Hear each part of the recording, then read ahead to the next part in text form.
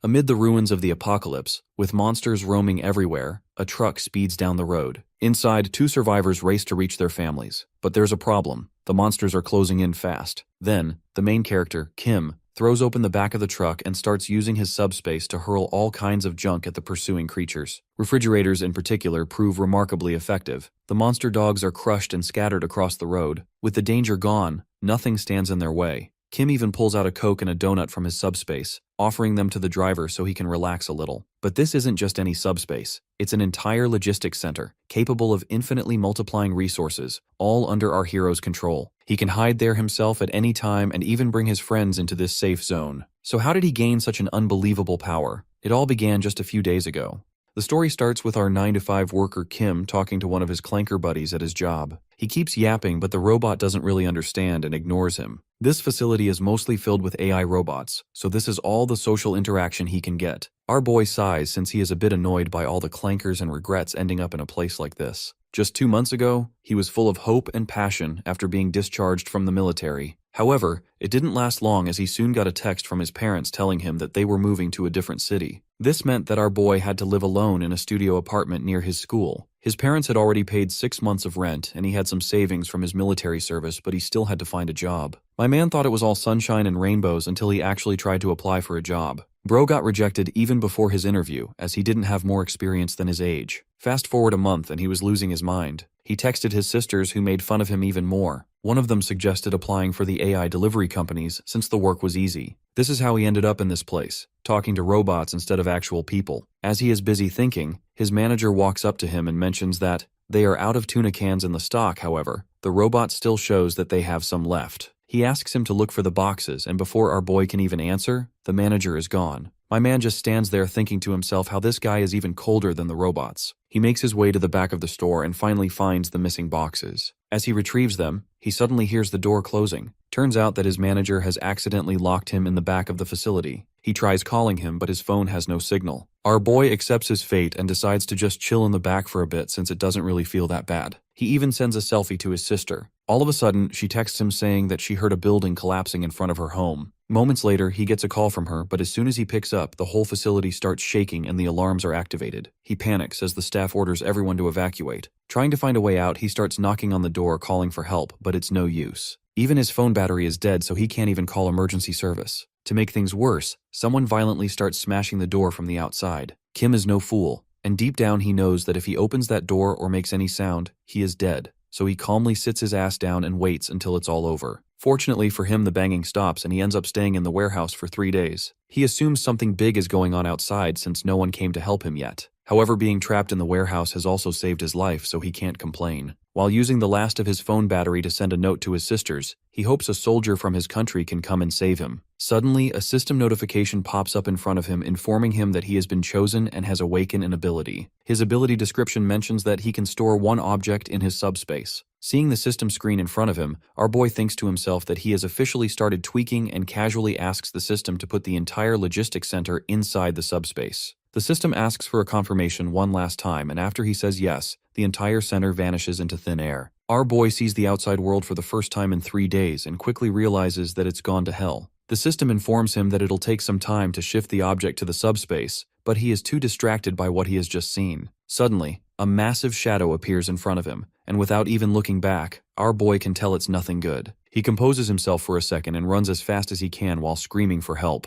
While looking back, he notices that the creature chasing him is an ogre, and judging by its speed, it's going to catch up to him soon enough. Lucky for him, the system finishes synchronization just as the ogre is about to rip him up. He quickly says yes to the confirmation message and gets teleported to his own subspace through a portal. The ogre is still outside and he can see him through the hole, but the creature can't pass through without his permission. However, that's not even the most surprising part, as our boy looks back to find himself standing in the logistics center he jokingly stored inside his subspace. As he tries making sense of all this, he gets a notification telling him that he has received a reward for completing the tutorial and entering his subspace for the first time. This reward turns out to be a mana stone, and our boy has no idea what to do with it. Moreover, that ogre is still at the door knocking. Just to be safe, he confirms from the system that the creature can't come in unless permitted to. While looking through the system window, he reads some of the stats for the logistics center. Our boy notices that the center only has 2 minutes left and asks the robot what it means. The robot explains that he has to continue providing power to the subspace in order to keep it operational. To do that, he can use his mana stones, as one of them will keep the facility running for 24 hours. Kim notices that his robot pal Pax has become smarter. While they are talking, the power suddenly shuts off. The robot warns him that without power, some of the food items and the robot itself might suffer serious damage. Apparently, there is a dedicated system inside the facility that stores and ships fresh veggies, meat, and even other food items. Our boy quickly realizes that in his current situation, food is the most important element for survival. He asks the robot how he can get more of these stones. The clanker mentions that in order to get more mana stones, he must kill the monsters outside. Our boy is a bit shocked hearing this, but he decides to use his mana stone to power the facility for now. In order to fight those things, he needs a weapon, so he starts looking at some toolboxes. He knows that it's too risky to attack the monsters up close, so he starts looking for things that he can throw from a distance. However, judging from the size of the tools, he isn't sure if they are going to do any damage to the massive ogre. Still, our boy doesn't really have any choice, and it's not like he has to kill it in one shot, so he stops thinking and swings an axe at the ogre. As he expected, the strike does little damage to its thick muscles. After slashing the ogre for a bit, he goes back to check the remaining stock and realizes that he only has one axe left in the box. He asks the robot to check for the remaining stock while wondering if he should use something heavier to target the joints. At the same time, the robot finishes searching and mentions that he has 15 axes left in the stock. Hearing this, he thinks to himself that he should use them sparingly. However, he soon realizes that the number of axes in stock was the same when he started throwing them. Our boy starts running to the tools section and notices a bunch of axes lying around. This is when the robot explains that no matter how many times he uses these items, they won't be reduced in quantity. In other words, he has an unlimited amount of supplies inside this facility. It also means that he can continue throwing axes without worrying about the remaining stock. However, his throws are still pretty weak and it basically tickles the ogre. Lucky for him, the robot mentions that he can do the throwing automatically by shipping the items outside. This ability has a 30 seconds cooldown, which will be reduced as the skill levels up. In order to ship an item outside, all he has to do is chant, "Ship it," while thinking about that item, and it will automatically be shipped outside. Our boy quickly tries it and an axe flies straight towards the ogre, hitting him directly on the head and knocking him out. Kim is understandably baffled by the speed and asks the robot what's happening. Pax explains that the default speed for shipping is set to 40 miles per hour, but he increased it to a maximum of 50 miles per hour at his current level. Moreover, if he wishes to level up his skill, he might need more mana stones. At that moment, our boy finally understands the entire game and starts gearing up to go outside. Everything he needs, including the map, is already inside the facility. He simply marks his destination and decides to ride his electric bike, since traveling by foot is not a good idea given the situation outside. Our boy dramatically takes his bike outside the subspace and urges everyone to hold on as he is about to come save them. Fast forward half an hour, my man has already killed 12 ogres. During his time outside, he learned that his subspace ability was kinda overpowered. Being inside gives him protection against the monsters while he can safety throw stuff at them. Even though the shipment skill has a 30 seconds cooldown and some distance condition, he can still upgrade it using mana stones. Moreover, he also has a recall skill that automatically pulls the items back, allowing him to hit the monsters twice. This doesn't just work on simple tools, he can use this to recall mana stones as well, which means that he doesn't have to take a single step outside in the entire process. By now, he has collected 13 mana stones, and as long as he can keep the facility running, he won't have any trouble surviving. With these thoughts, he steps outside the subspace, since he also needs to get his family inside. However, he quickly notices something flying high in the sky and realizes that ogres aren't the only monsters he has to face. While he is distracted by the wyvern, he hears strange noises in the distance. Our boy immediately knows that it's a person calling for help. Surely enough, some old guy is being chased by a giant wyvern and he's too slow to escape. The monster strikes him down using its tail and continues following him. One of his friends runs over to help, but the monster casually ignores him and continues focusing on the old man. The guy wonders if it's targeting the old guy because he is an easier prey. With a knife in his hands, he thinks about attacking, but deep down, he knows it won't do a thing to the giant monster. While this is happening, both the men notice a bright light approaching from a distance. Before they can react, someone throws an axe at the wyvern, killing the monster on the spot. Outboy casually arrives on his bike and asks them if they are okay. The two men are completely shaken and question if he is a soldier. He points to his uniform and explains that he works in the warehouse of the logistics center. This surprises the men even more, and they assume he must have some powerful ability since he took down that monster in a single hit. It turns out that one of the men also has an ability, but it's only driving, and he has not gotten the chance to use it yet considering their circumstances. Our boy asks them if there are any other people around, and the men explain that a lot of people gathered at the warehouse to find food. However, it also attracted plenty of monsters, which resulted in most of the people dying. Currently, there's only 15 of them left, and they are hiding in the terminal basement in District E. The two of them came outside to scout for any roads that they can use to drive cars and also search for food.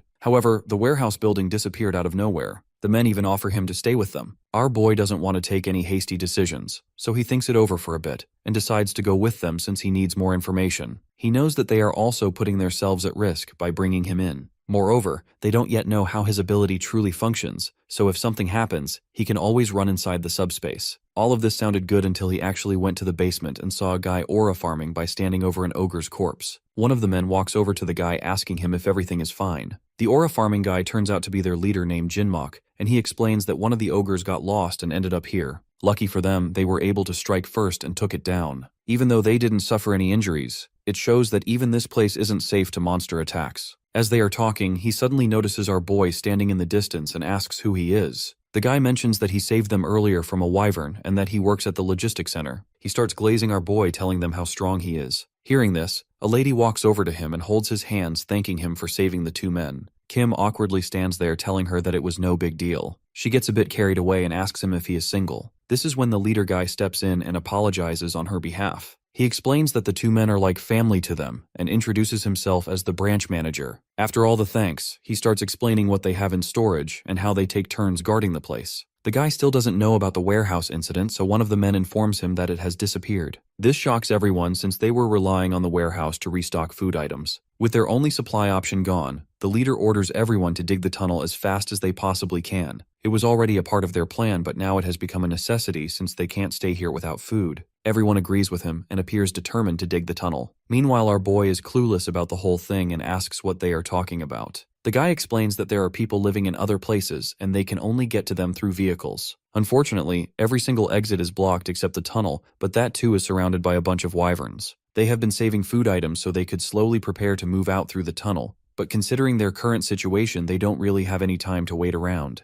Jinmok tells him that he doesn't really have to go with them since he can still leave this place on his bike. Our boy mentions that he also needs a car so he can't really avoid the tunnel. In his mind, he knows that he can deal with the wyverns by himself, but he still doesn't want to reveal his abilities yet. Even though they look like good people, they are in survival mode and have been fighting monsters continuously. It's better for him not to reveal too much information. He suggests going into the tunnel by himself to assess the situation first, but in reality, he wants to take them all alone to not put more people at risk. When he killed the ogres earlier, he looked into the system for some upgrades. It showed him some new skills like precision delivery, shipping 2 items at the same time, and automatic shipping. All of these abilities took 10 mana stones to unlock. Our boy decided not to use his mana stones for now and to save them for later. Kim grins as he thinks to himself that there is only one thing he needs to upgrade in order to kill these wyverns. His plan is to clear the tunnel by himself, collect all the mana stones, and upgrade his abilities more. However, it doesn't really work out that way, and he is now stuck with the guy from earlier, who is also driving his bike. The guy mentions that they couldn't send him alone because it's dangerous, even though our boy saved both him and his buddy from a wyvern earlier. It's the same guy with the driving ability, so he asks him if he saw a pop-up when he started driving. The man reveals that he only saw one when he first got the ability, but he still feels like he can drive any vehicle. Bro ended up as an Uber driver in an apocalypse. Even our boy isn't sure about him and says that they can just walk if he can't drive properly. A few moments later, the driver guy climbs on the handlebar and starts riding the bike like a skateboard. He explains that it's easier to see this way. Meanwhile, our boy is almost shitting his pants since he can't even see what's in front of him. The guy spots a wyvern in front of them and asks what they should do. They end up doing a drive-by and snip the monster in the head. With the wyvern down, they finally reach the tunnel. Unfortunately for them, even more wyverns are waiting for them at the entrance. The driver guy freezes in fear and starts counting his last seconds. Before he gets slimed, our boy opens the system window and quickly upgrades his shipping skill to reduce its cooldown.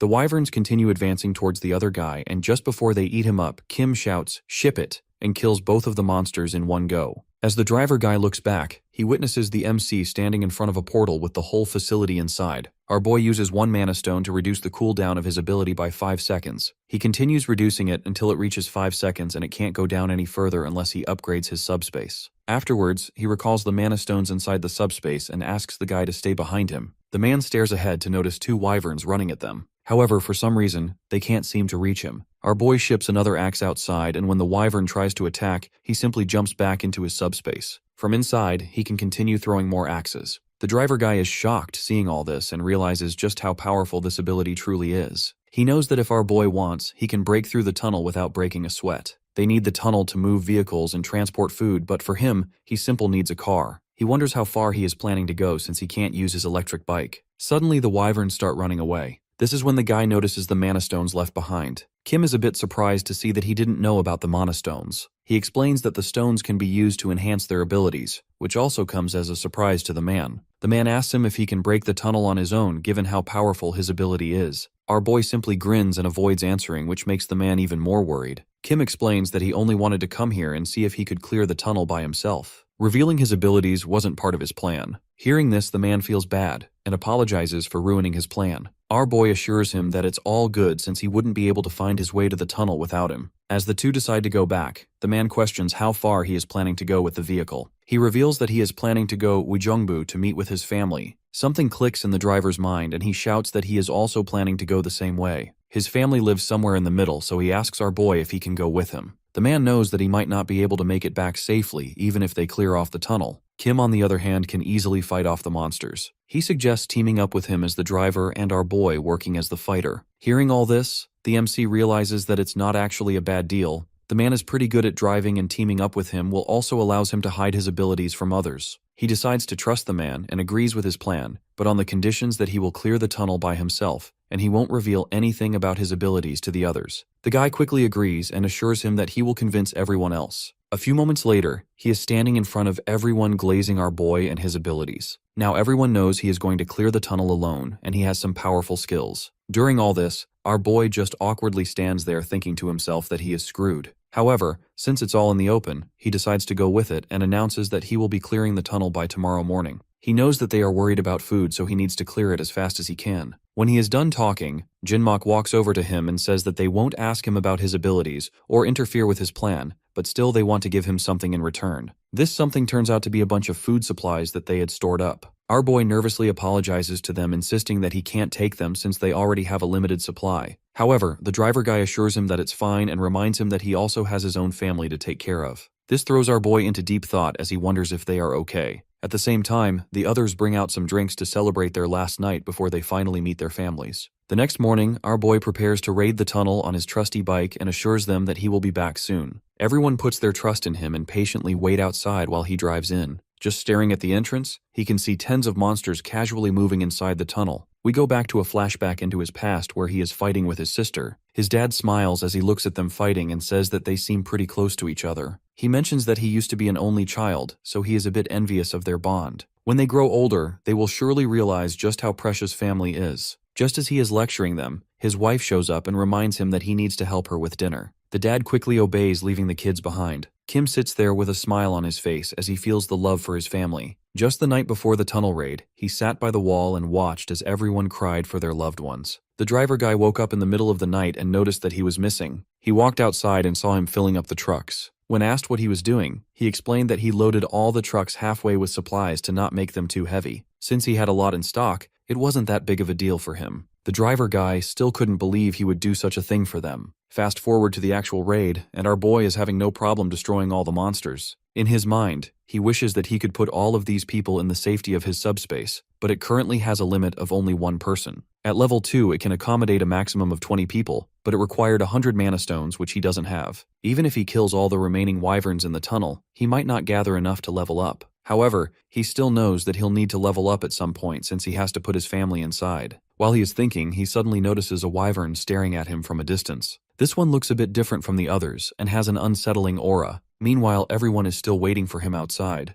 They are worried for his safety, but they also know they can't help him since they'll only get in his way. Suddenly, someone notices him coming out of the tunnel with blood all over his clothes. Initially, the people are worried, but when they notice the smile on his face, they all start celebrating. Since the tunnel has been successfully cleared, it's time for them to move out. Jinmok gives his parting speech and hopes for the best. Before they leave, our boy mentions that he has prepared a small gift for them in the trucks, so if they run into trouble, they should just open the cargo hold. The trucks finally start moving, and our boy parts ways with the group. Even though he is leaving, he is still stuck on that strange wyvern he saw in the tunnel. It ran away before he could kill it. He guesses it's probably their boss or something. Their truck suddenly drives over a dead soldier, but they don't stop since the bodies are literally everywhere. Our boy knows that he might have been one of these bodies if he was still in his military service. His thoughts are interrupted when they run into a barbed wire. They assume it was put up by the military to prevent the monsters from advancing. Given the situation, the driver guy suggests taking a different route, but our boy has other ideas. He spots a bunch of monsters on the other side and wants to use them to level up.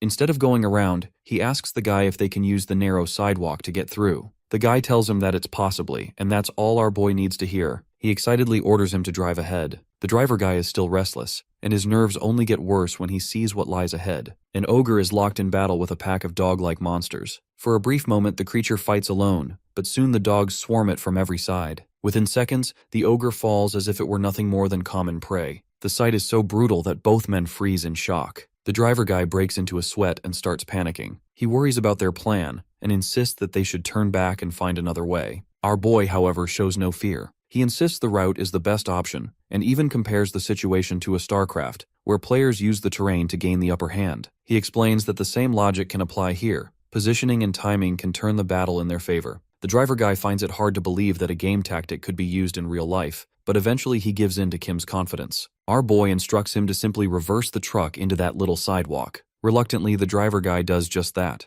The noise immediately draws the dog's attention, pulling them away from their feast. At the same time, the hero turns to his system. He decides to use his auto-shipment ability earlier than expected, spending 10 mana stones to activate it, leaving him with 27. At the rear gate of the vehicle, he orders his system to boost his delivery speed using the remaining crystals. The stones are consumed, raising the shipment speed from 70 to 100 kilometers per hour. Our boy then opens the portal, challenging the beasts to attack with all their might. The fight erupts instantly. The hounds charge toward him at frightening speed, but before they can close in, his system announces that a massive refrigerator is ready for delivery. The heavy unit slams into the monsters, stunning them. Every few seconds, another fridge barrels through the portal. Within moments, a dozen hounds are crushed, and 12 mana stones are harvested. My man grins as he notices that his plan is working better than expected. His skills have clearly grown stronger since the tunnel fight, where he first experimented with his abilities. Though he could have relied on his axes, which now benefits from his speed boost, he learned that fast enemies could easily evade it. Instead, he unlocked a delivery precision skill. It launches attacks directly forward but only activates if the enemy stays in range. Against the hounds, this tactic proves far safer. If he had used axes, their speed might have let them dodge and overwhelm him. Moreover, these monsters don't run away even when a bunch of them are killed. In this situation, he knows that in just a couple of seconds another hound could close in on him. Swinging an axe against such fast enemies would not be very effective. A refrigerator, however, is another story. When it slams into them, it doesn't just hit one, it crushes several together, breaking their momentum completely. Because of this, he hardly needs to lift a finger as the system handles everything on its own. Watching the endless cycle, our boy grows lazy and even a little bored. He orders his clanker buddy Pax to keep sending deliveries without stopping, and the system obeys. The pack keeps charging, but another fridge always meets them head-on, killing them instantly. From the driver's seat, his friend stares in horror. He can't believe how this man is throwing refrigerators one after another, since he had always assumed his main weapon was an axe, not endless appliances. And unlike the axes, he doesn't even bother retrieving these fridges. He just keeps summoning more. Just then, the side door opens and R steps out casually, asking if he wants something to eat. Shocked, the driver blurts out a question, demanding to know if he truly has unlimited stock. For a moment, Kim looks puzzled, then asks him if he didn't already know. The driver quickly explains his misunderstanding. He thought he had been recycling the same axes by picking them up, not creating new ones each time. Our boy bursts out laughing, clarifying that he only retrieved the axes so no one else would get hurt. Leaving sharp blades lying around could cause accidents. That was the only reason, nothing more. Hearing this truth, the driver breaks into a cold sweat and asks again if the resources are truly endless. My man quickly says yes and changes the topic back to food. His friend nervously asks for a Coke Zero and a donut. Inside the vehicle, the guy lowers his head and apologizes to our boy. He admits he never really understood his ability and feels guilty for receiving kindness, food, and protection without realizing the truth. Our hero only smiles and reminds him of the day he chose to follow him into the tunnel for patrol. That memory makes him thankful. He mentions how he appreciates the trust shown to him and promises to return the favor if he ever needs anything in the future. The driver guy also expresses gratitude, thanking him for taking care of him and for wiping out the monsters, saying it will let him reach home sooner. He explains that once they cross the bridge, his house is only an hour away. Our boy is excited for him to be finally meeting his family. Even so, the driver worries about what condition his family might be in, hoping they are safe and waiting for him. Kim notices his unease and lightens the mood by pointing out his torn, filthy clothes. He suggests preparing new clothes while the fight continues. When asked what kind of style he prefers, the driver admits he isn't sure if his system can create what he has in mind. A moment later, my man is all dripped up looking like a seasoned monster killer. Our boy glances back, noting that only a couple of hounds remain and the rest have already been dealt with. Suddenly, his transformed friend shifts into first gear and slams the accelerator. The vehicle bursts forward at terrifying speed, throwing up dust as it storms onto the bridge. Even our hero is startled, surprised at this sudden display of skill. He warns him to hold on tight, promising to cover the route in 20 minutes instead of an hour. The car sways dangerously, at times seeming to ride on only 2 tires, jerking from side to side like a storm. Soon the rough ride takes its toll and our boy groans that he feels like vomiting. But then his friend stops the car and announces they've arrived. When they step outside, the area shocks them. The buildings are massive yet broken down, as if they have stood for centuries. Every structure around them is in ruins, but strangely, not a single corpse or bone is in sight. The place feels abandoned, completely different from the main street, with no trace of human life. At last, the driver guy reaches the gate of his own home, but when he faces it, fear grips him. His hands tremble and he can't bring himself to press the keypad. He dreads what he might find inside, thinking what he'll do if his family is gone. The hero watches from behind, silently understanding. This man drove the route in less than 20 minutes, but now he cannot take a single step forward. He knows why. When there's even the smallest chance of finding loved ones alive, no one wants to destroy that hope by opening the door too soon. If he were in his place, he would also hesitate. To make things easier, he offers to press the doorbell for him. The guy feels nervous but agrees with the suggestion. Our boy knows no one wants to face a painful truth, so he decides to open the gate himself. He looks back one last time, but before he can ring the bell, the gate unlocks on its own. Both men freeze in shock. A woman and a little girl stand at the entrance. The woman cries out for her husband, and the child runs forward, calling for her father. The moment the driver guy sees them, his emotions overflow. Tears stream down his face as he runs to embrace his wife and daughter. Seeing them so emotional, Kim feels genuinely happy that his family is alive. Curious, the guy asks why the wife opened the door. She explains that she heard noise outside, peeked through the peephole, and saw them waiting there. He tells them just how glad he is to know they're safe. Meanwhile, the daughter scolds him through tears, upset that he took so long to return. The wife then notices our hero and asks who he is. The driver guy introduces him as the man who saved his life and helped him reach home safely, calling him their family's benefactor. At that moment, our boy suddenly feels dizzy and collapses to the ground as voices fade around him. Struggling to stay conscious, he mutters in disbelief, insisting he can't fall asleep like this. The driver guy catches him, panicked, asking why he is collapsing. The scene shifts to his childhood. He remembers sitting with his father. As a kid, he asks why his father isn't crying even though their grandma just died. His father smiles gently, explaining that farewells bring many emotions, not just sadness. Over time, memories mix together. Love, anger, regret, loneliness, happiness, and what remains should be gratitude, not just pain. The boy doesn't fully understand and asks what gratitude means. His father tells him it's gratitude for knowing real love, a love that expects nothing in return. He explains that love is never easy to give or receive, but one day when the boy grows older, he will understand. Another memory surfaces, one of a pillow fight with his sister Saul. She smacks him so hard with a pillow that he ends up with a swollen eye. Furious, the young Kim shouts at her for hitting too hard, but she only mocks him, calling him a crybaby and insisting that a pillow is soft. He storms off, threatening to tell their father, while she laughs, proud of her victory. He does complain to his father, but his father brushes it off, saying fights like this only show how close siblings truly are. He reminds his son that one day he will realize how valuable family bonds are and understand the real meaning of love. From the kitchen, his mother interrupts, scolding her husband for lecturing the children instead of helping with dinner. She sets the table, calls everyone to eat, and yells at the eldest daughter, Juyeon, to put down her phone and join them. She finally joins the table, though reluctantly. Their mother can't resist teasing her, joking that she must have a boyfriend since she never puts her phone down. She blushes and quickly denies it, insisting she's only in middle school and just chats with friends. Before the teasing can go further, the TV blares with the sound of a commentator shouting about a brutal move in a fight. Everyone's attention shifts. The older sister frowns at how violent it looks, but Sul is thrilled, her eyes glued to the screen. The older brother turns to her, reminding her that she'll soon be in middle school and encouraging her to join a boxing or sports club since she's pretty good at that. The little sister agrees right away, and even brags that this is why she chose the school in the first place. Meanwhile, her brother isn't that young anymore either. He is about to start middle school, and he feels a huge sense of relief, convinced he can finally escape his sister and start fresh. On his first day, though, he notices a difference. His classmates wear crisp new uniforms, while his own is worn out and oversized, clearly a hand-me-down. Still, he feels happy just to be wearing the uniform, even if it doesn't fit well. Time passes and he grows older. In high school, he finds himself once again in trouble, this time at the hands of bullies.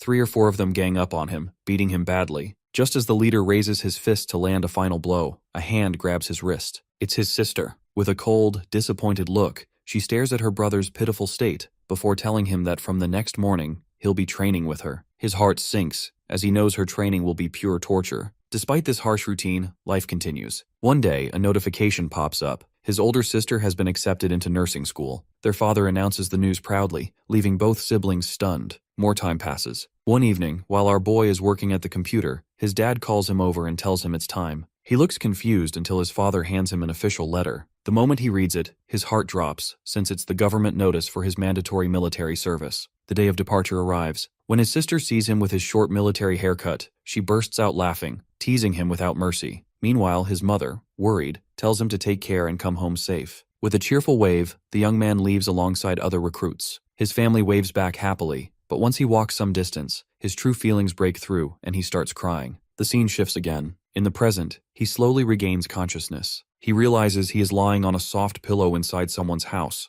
Confused and disoriented, he looks around, trying to make sense of where he is and what happened. As his memories return, our boy panics. He realizes he actually fainted, and the last thing he recalls is the driver guy reuniting with his family. Worried something might have gone wrong, he quickly summons his axe through a small portal. A voice behind him suddenly breaks the silence, asking if he is awake. Startled, he turns and sees the driver guy's wife and daughter calmly sitting at the table, eating. For a moment, they all just stare at each other. His eyes then fall on the driver guy, who is resting peacefully nearby. The wife explains that he had collapsed suddenly and fallen into such a deep sleep that she hadn't dared to wake him. Embarrassed at drawing his weapon in the wrong place, he quickly sends the axe back into his subspace and asks how long he was out. The wife replies that it was only 3 hours and expresses her heartfelt gratitude for how much he helped her husband to survive and reunite with his family. Our boy feels awkward under such appreciation, insisting it wasn't like that and that the driver guy helped him just as much. While they are talking, Young-soo wakes up and the wife urges our hero to eat first, reminding them her husband hasn't eaten either, since he wanted to share the meal with the hero. He nods gratefully and sits with his friend.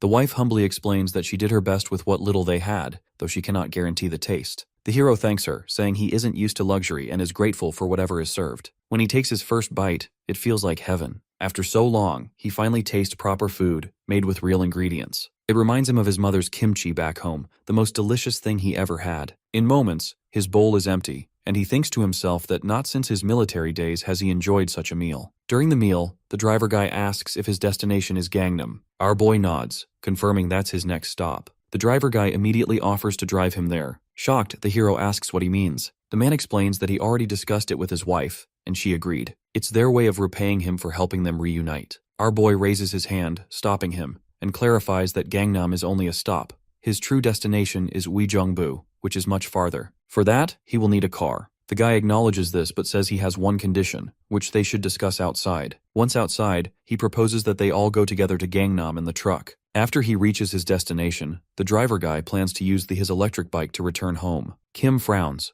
pointing out that the bike isn't enough for such a dangerous journey. But the driver guy remains calm, assuring him that with his skills, he can manage. Our hero studies the driver guy carefully, wondering why anyone would take such a risk for him. The man has already reunited with his family, has enough supplies to survive, and reached safety. His driving skills are incredible, but even that doesn't explain why he'd put himself back in danger. Our boy straight up asks him why he is doing this, even though he is already united with his family. The driver guy looks him straight in the eyes and turns the question back. Wasn't he the who saved him first? He asks him why he helped him back then. Hearing this, our boy falls silent. The guy explains that if the hero hadn't helped, his family would never have made it this far, and they would have died back in the tunnel. That's why he wants to return the favor now, to do whatever he can with his skills. He adds that they're both stuck in the same situation. His awakened ability may be powerful, but that doesn't make the road easy. The world may be ruined, but neither of them has given up hope for their families. Just as the driver guy risked his life crossing the tunnel, the hero is risking his life now. He makes it clear, though, that he won't gamble blindly. He'll do everything he can to help,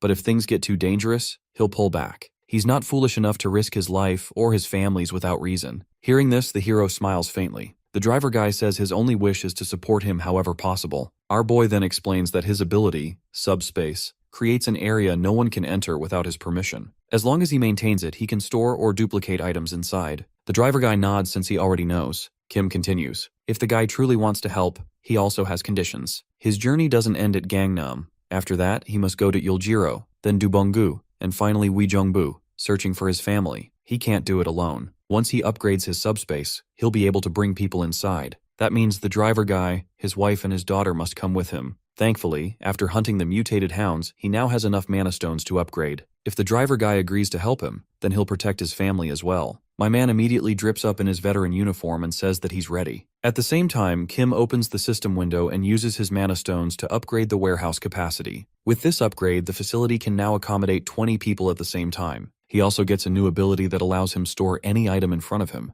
The maintenance cost for the facility also rises to 6 mana stones. Our boy decides to ignore all these details for now and allows the family to enter the subspace. The three of them step inside, and for the first time, they witness something beyond the chaos of their world. Our boy introduces them to Pax and explains that if they need anything, they can just ask the robot. The wife feels hesitant using all the items since they seem too precious, but he assures her that the facility has an unlimited supply so they can do whatever. After explaining everything to them, he informs the guy that they will leave in 30 minutes and decides to check his new abilities. His main ability is to store any item in front of him in the subspace. Back then, when he first awakened his ability, he unknowingly put the facility inside the subspace. As a result, the Pax eye of the facility and his system merged, creating something far more powerful. From then on, his subspace gained more functions apart from just entering and exiting it. Since his abilities were so powerful, he didn't expect anything else for leveling up. However, now that he stares at the system screen, he can see that leveling up would allow him to store one more object.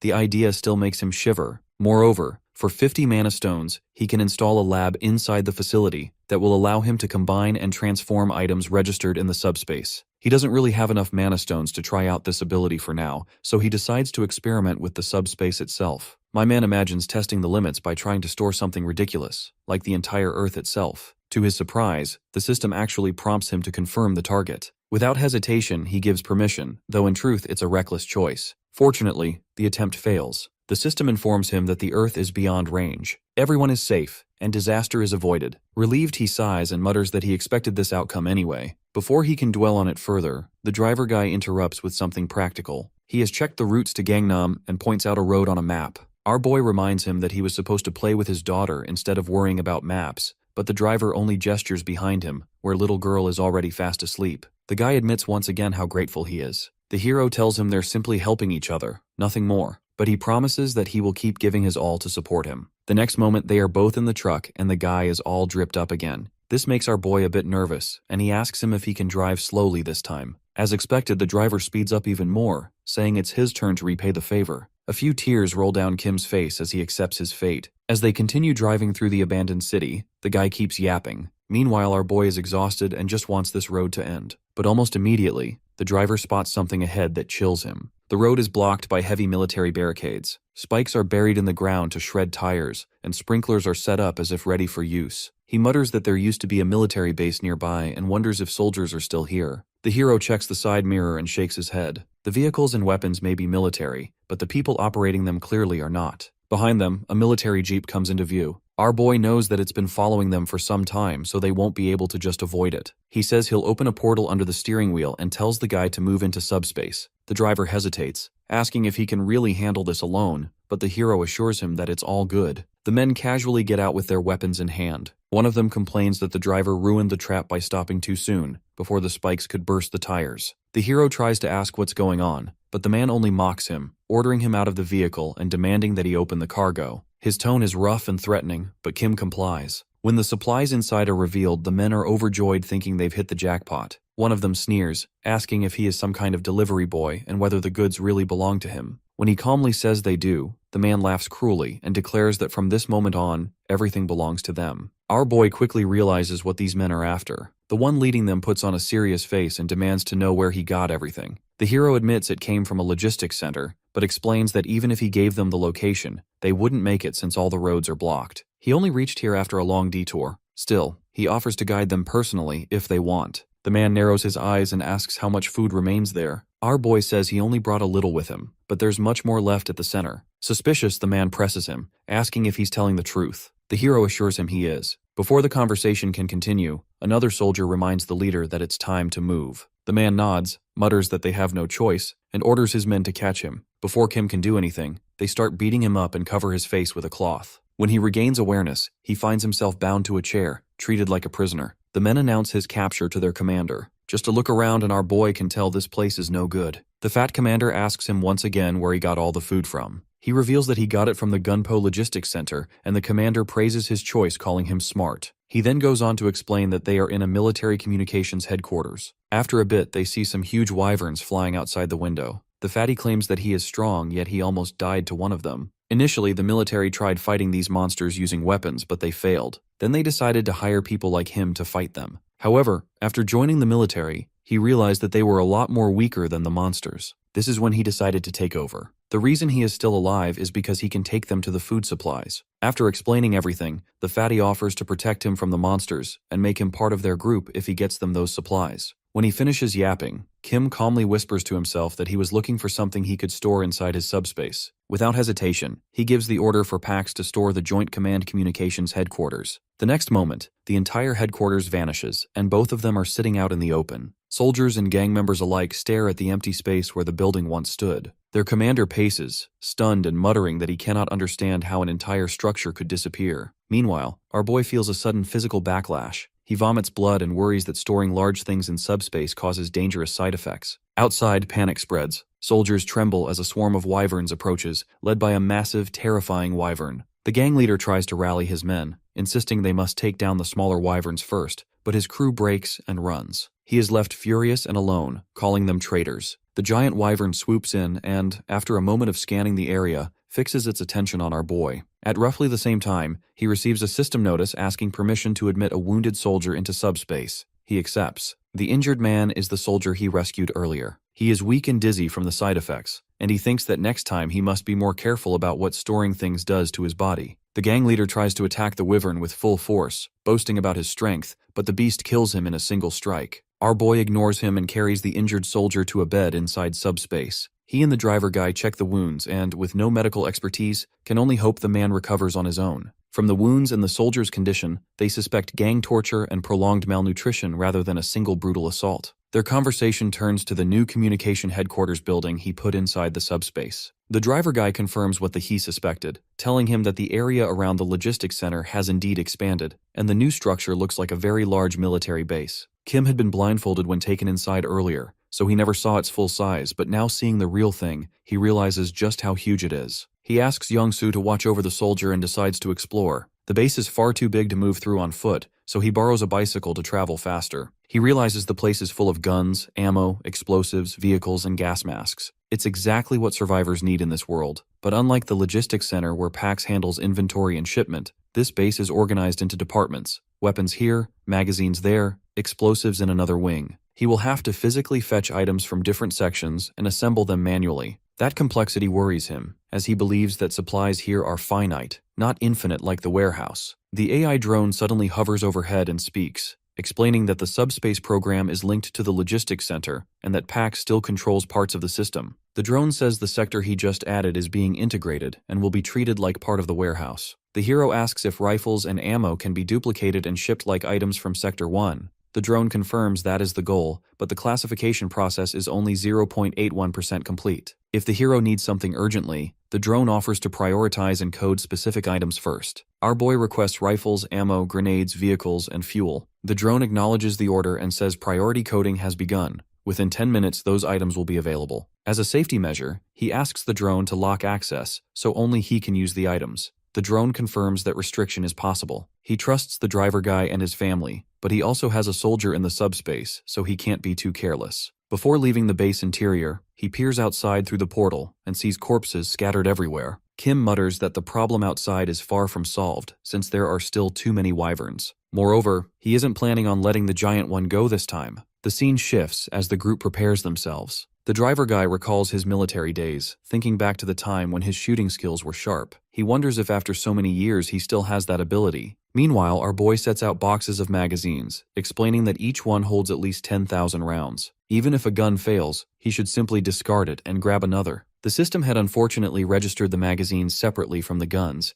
making things more cumbersome. For his own sake, he asks the guy if he knows how to shoot. My man simply picks up a gun, telling him that he would rather show than explain. He starts firing continuously, unleashing a relentless wave of bullets. The wyverns start falling one after the other. The two of them pause to take a break since all the wyverns appear to have died. However, our boy knows that something is off since he can't see the corpse of the big wyvern anywhere. He reminds them that the corpse of the massive wyvern is nowhere to be seen. Outside the portal, the giant wyvern lurks silently, lying in wait for an ambush. It even tests the portal, but fails to enter without the hero's permission. Suspicious, the driver guy examines the fallen bodies but finds nothing hidden. Kim then proposes a test. Instead of stepping out blindly, they can use a remote-controlled decoy. If the monster attacks, they will know it is still waiting and start shooting. They build a dummy, place it on a remote control car, and send it out. The moment it rolls through, the giant wyvern strikes instantly. The driver guy prepares to shoot, but when he actually locks eyes with the monster, he freezes in shock. The wyvern hammers at the portal in frustration but cannot break through. Our boy shouts for the guy to snap out of his fear and join the attack. Shaken, he obeys, and together they pour gunfire into the wyvern. But even after countless bullets, the monster stands unharmed. Our boy remembers the words of the fake commander who told him that his attacks weren't working on the dragon, as if something was blocking them. Even now, it doesn't seem like the bullets are being stopped by the hard skin,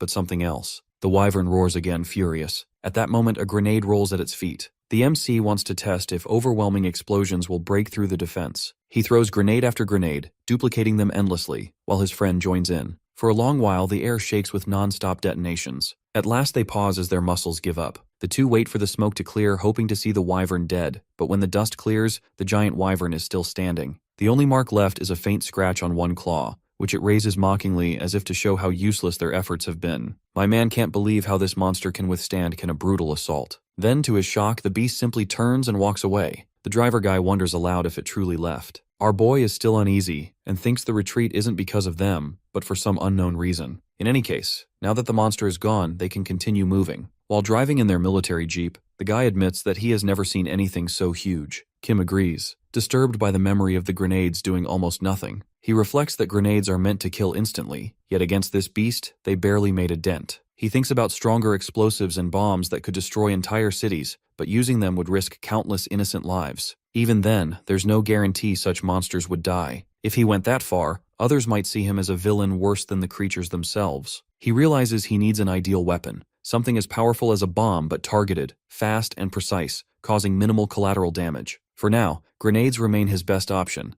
but he must keep improving his powers to prepare for even stronger foes. Checking his system, he finds he has gathered 314 mana stones from the endless waves. The number shocks him as it's far more than he expected. Using them wisely, he begins to strengthen his abilities. He increases his launching speed from 100 to 150 km/h, reduces his shipping time from 5 seconds to 1, expands his simultaneous shipping capacity from 2 items to 4, and doubles his launching range from 25 meters to 50. Even after these costly upgrades, he still has 189 stones left. There's one thing that he has his eyes on. He quickly uses 50 mana stones to unlock the parallel dimension lab. To test it, he asks his driver buddy to park the car so they can rest and experiment with his latest power. The driver guy studies the road ahead and points out that Gangnam isn't far now. Since there are no monsters nearby, he suggests Kim should enter the portal while he keeps driving. Our boy hesitates, thinking it sounds risky, but the driver guy assures him he isn't tired at all and can drive easily. To ease his concern, he proposes keeping the portal open inside the car. That way, while the car moves forward, the portal will move with it, and if anything dangerous happens, he can jump inside instantly. Hearing all this, our boy jumps inside the portal and starts exploring his new lab. As he explores, a screen appears with options. The first option is Combine, allowing him to merge 2 or more items regardless of their physical condition. The second option, Separate, lets him divide any object into parts without destroying the material. A third option remains locked. Our boy immediately imagines the possibilities. He could merge a gun and a magazine into one complete weapon. He could even remove parts safely like a grenade safety pin without triggering it, since objects inside his pocket dimension obey only his commands. To test this, he registers a grenade without its pin, spending 15 mana stones. It may not be enough to crush a massive wave, but it's still a useful tool. Then a better idea strikes him, merging 2 magazines into one to double the bullets, or perhaps combining different objects to craft entirely new weapons, something more powerful than a bomb, but with a smaller damage radius. Meanwhile, outside, the driver guy stops in front of a barrier made of cars. He stares in disbelief, wondering how anyone could build such a wall. At that moment, our boy steps out of the portal and notices the huge barrier ahead. The driver guy suggests turning back, but he shakes his head, insisting that the barrier isn't a problem anymore, because he has created a new weapon.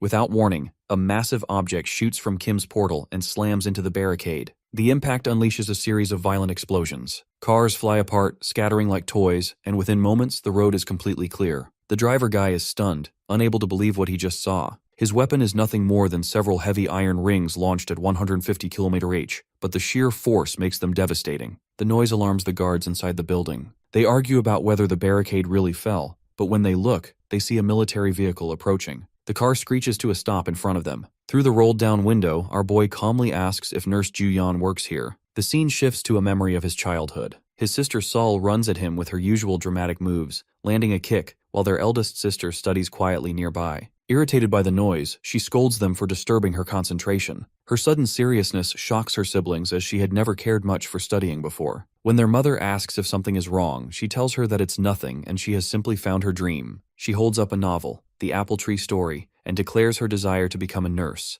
someone who helps the sick even if the world ends tomorrow. At first, the family doubts her, but her determination proves real. Over time, her grades rise, and eventually she is admitted to nursing school. Back in the present, she finally sees her brother again. Tears fill her eyes as she checks him over, worried if he's hurt. Kim cries even harder, relieved that she has survived. The siblings embrace tightly after so many years apart. After calming down, he introduces the driver guy, telling her that he helped him along the way. The sister suddenly remembers she has a chocolate bar and tries to offer it, but our boy laughs and declines, explaining that his subspace already has more chocolate than he could ever eat. Instead, he leans close and whispers that he has a patient. The word instantly changes her expression, and she demands to know where the patient is. He explains that the patient isn't physically here but inside his ability's subspace. Surprised, she realizes that her brother is also an awakened. He nods and says he needs to open the door discreetly, away from watching eyes, so no one suspects. He thinks for a moment and suggests they go inside the hospital instead. They should be able to find a quiet corner or an empty room there where he can safely open his portal. So he brings his sister into the hospital. The building is still full of patients, just as it had been before the world changed. Eventually, they step into a staff room, and the driver guy quickly closes the door behind them. At last, he opens his portal and takes his sister inside. Like anyone who steps into it for the first time, she is shocked by the huge buildings in front of her. She asks what all this, but he simply tells her that he will explain it all later. He leads her to the injured soldier, and after her initial analysis, she shakes her head and says he won't survive. Her words shock both her brother and the driver guy, but then she explains that things are a little different, because she herself is also an awakened. Her ability is healing. Her level is still low, so she cannot cure him fully, but she can at least stabilize him so he doesn't die. She has already given him some first aid. What he needs now is food and nutrition to slowly recover his strength. With a smile, he reminds her of the time she once said she would still heal the sick even if the world ended tomorrow. She gets annoyed that he brought up such a childish memory and says that she should have disciplined him properly like his other sister. After taking care of the patient, she asks him to explain everything properly. So he begins telling her his whole story, how the system appeared, how he awakened, the people he met,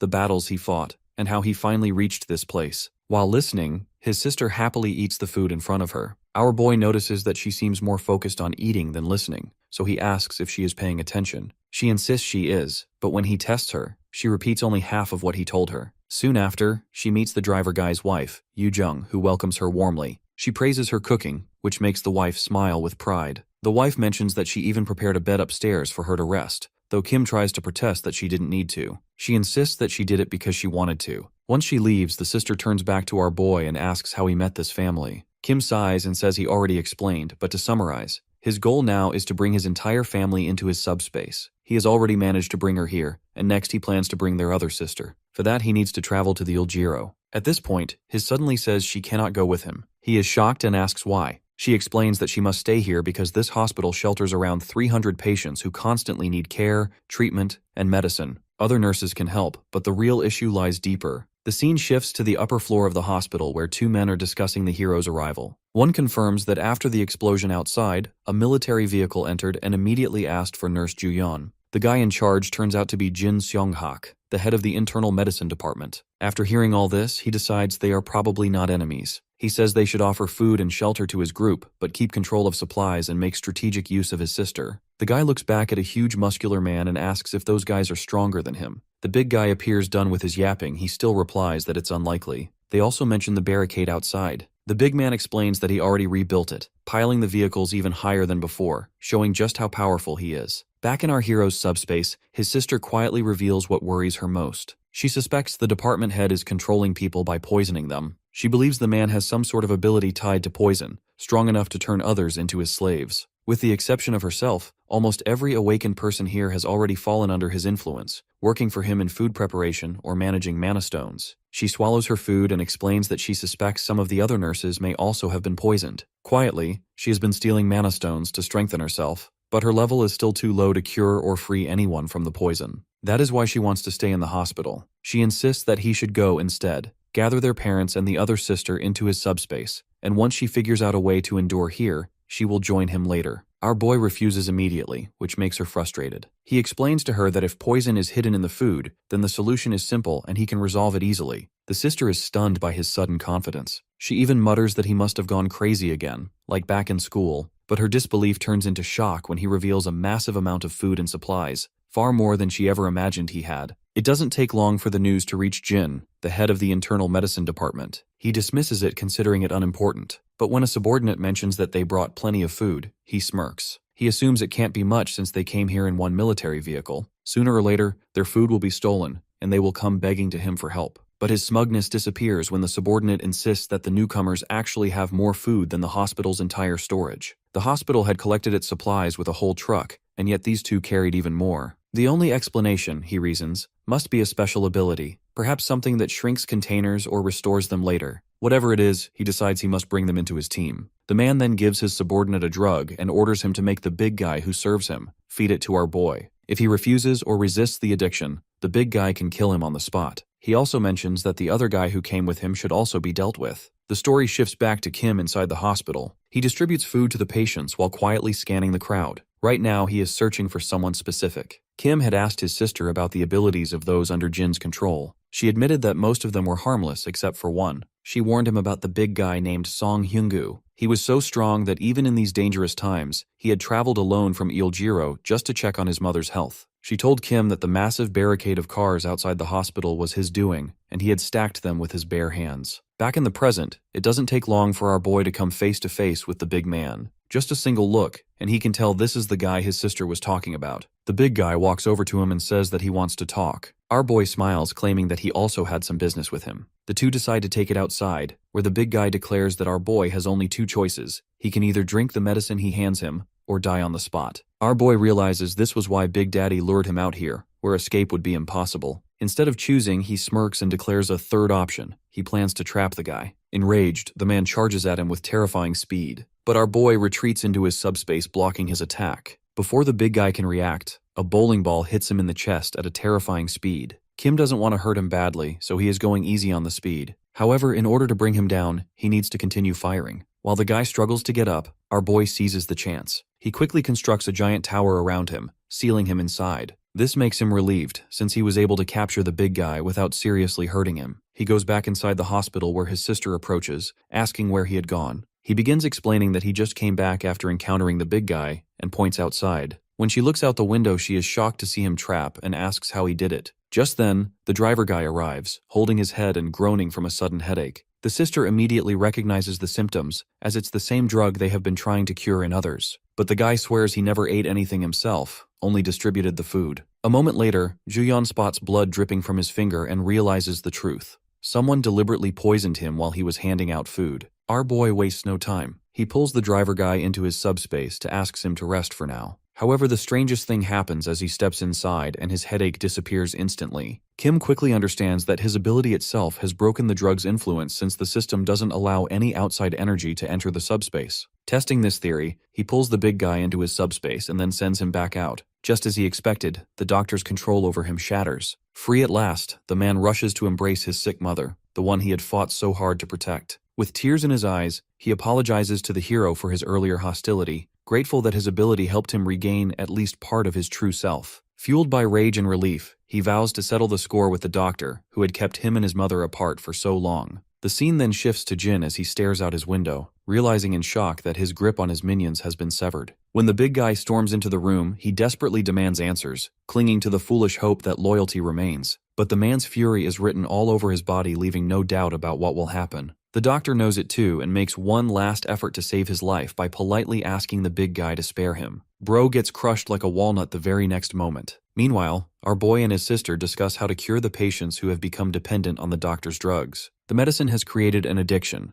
and the problem now is how to free them completely. He suggests a bold idea. Ordinary medicine won't work, but his subspace has proven effective. Since Youngsu's symptoms vanished inside, bringing all the patients into his subspace might be the safest solution. Before they can act, though, they notice something unexpected as the patients are slowly beginning to recover on their own. As they watch in surprise, the big guy returns. He tells them that everything has already been taken care of. His words, combined with the sight of the recovering patients, are enough for the hero to imagine the doctor's grim end. The man thanks him once again, speaking on behalf of himself and his mother, because without him, neither of them would have been freed. When he shares where he plans to go next, the man warns him of danger ahead. On his way to the hospital, he had seen something unusual, a giant wall rising from the earth. Though he couldn't measure it exactly, he believed it to be as tall as a building. With such size, traveling through the city by road had become impossible. Ordinary tools could never break through it. It would take immense energy and time, a fact that needed no further explanation. Our boy knows his path won't be easy. The monsters in this new area are different from the ones he has faced before. From the big guy's account, most of them are skeletons and undead beings. This unsettles him because such creatures don't really die and they always rise again. Even after hearing all this, Kim isn't really concerned for his other sister since she is a monster herself. Suddenly he hears his sister's voice from inside his subspace. She informs him that the injured man they had rescued earlier has regained consciousness. Soon the scene shifts to the soldier inside the facility. He expresses gratitude to him for saving his life and introduces himself. Our boy checks on his condition, and when the soldier asks about their location, he explains that they are inside his subspace. This confuses the soldier, since the military base he served at was supposed to be here, but he sees no trace of buildings or roads. At that moment, the elder sister clarifies everything, explaining exactly where they are. When the soldier learns they are near Gangnam City, he asks to be dropped there. At first, the MC and the driver guy think the man might be suspicious, worried they might harm him. But the soldier quickly assures them that he holds no doubts since they saved his life,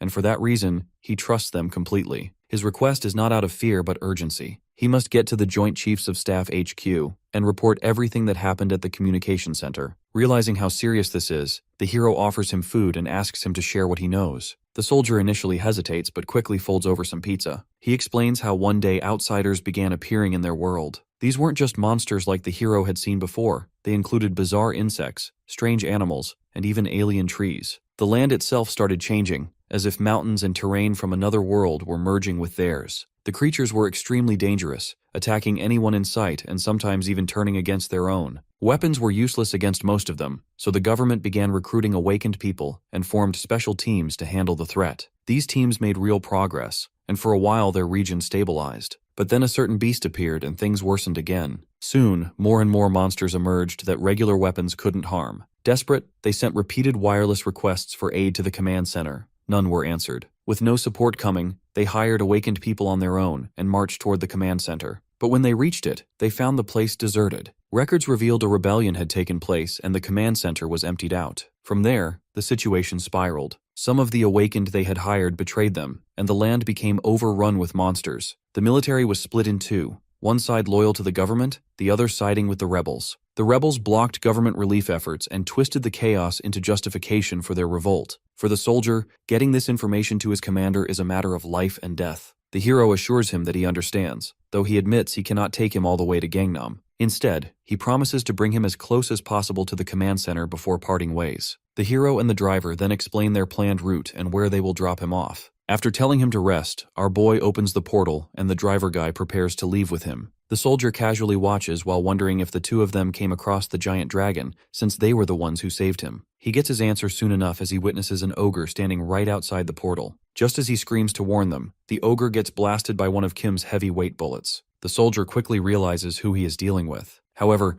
this is not all as our boy casually ships a military vehicle out the subspace. He looks back and informs him that they'll keep the portal open for him so he can see what's going outside. Meanwhile, the guy is too stunned to even hear a word. The two of them continue blasting monsters as they move while the soldier sits in the back seat watching. He finally starts to realize that he isn't dreaming, and this is actually real. Just when the guy decides it's time to head back inside the portal, they run into a problem. Turns out, the bridge in front of them is busted. Our boy apologizes, telling him that it might take them longer than they initially thought. The soldier, however, doesn't care since they are already ahead of time by a long shot. It's all thanks to Youngsu's incredible driving skills. Bro literally two-wheel Arabic-style maneuver and clears every obstacle known to man. Even the destroyed bridge is no challenge for him. However, they still don't know how they are going to get over that massive wall. For the time being, they decide to continue driving and drop the soldier along the way. When they finally bring him close to the command center, the soldier tries to persuade them to join the military. He explains that awakened people are being supported by the government with technology and monostones to help them grow stronger. Our boy, however, refuses. He makes it clear that his family comes first, and he and the driver are capable of collecting stones on their own. Still, he has an idea. He asks if the chief of staff has a helicopter. The soldier confirms that it's possible. The hero's plan is simple. Instead of crossing the massive wall that blocks the road into the next city, he intends to fly over it with a helicopter. Together, they enter the command center. The chief is in his office going over their current situation as most of their divisions have been lost. Suddenly, a soldier walks into the room and informs him that the leader of the DCC's 50th Signal Battalion wants to talk to him. Apparently, he is the only one who survived in his battalion. Hearing this, the chief immediately calls for the soldier. After meeting the chief, the man hands him the document about the coup. He also explains how Kim and the driver had saved him. The chief of staff listens carefully, then invites them upstairs. He thanks them for their efforts, saying their actions not only saved a soldier, but also helped the country. When the hero asks for a helicopter, he offers food, water, and supplies in return. The chief says the helicopter is indeed possible, but with one condition: he cannot give it freely since it is a strategic asset. If the hero joins the military as an awakened fighter, then everything he needs will be provided. The government itself may not even be stable anymore. The collapse outside has grown worse, and resources are scarce. That is why he so desperately needs the hero's help.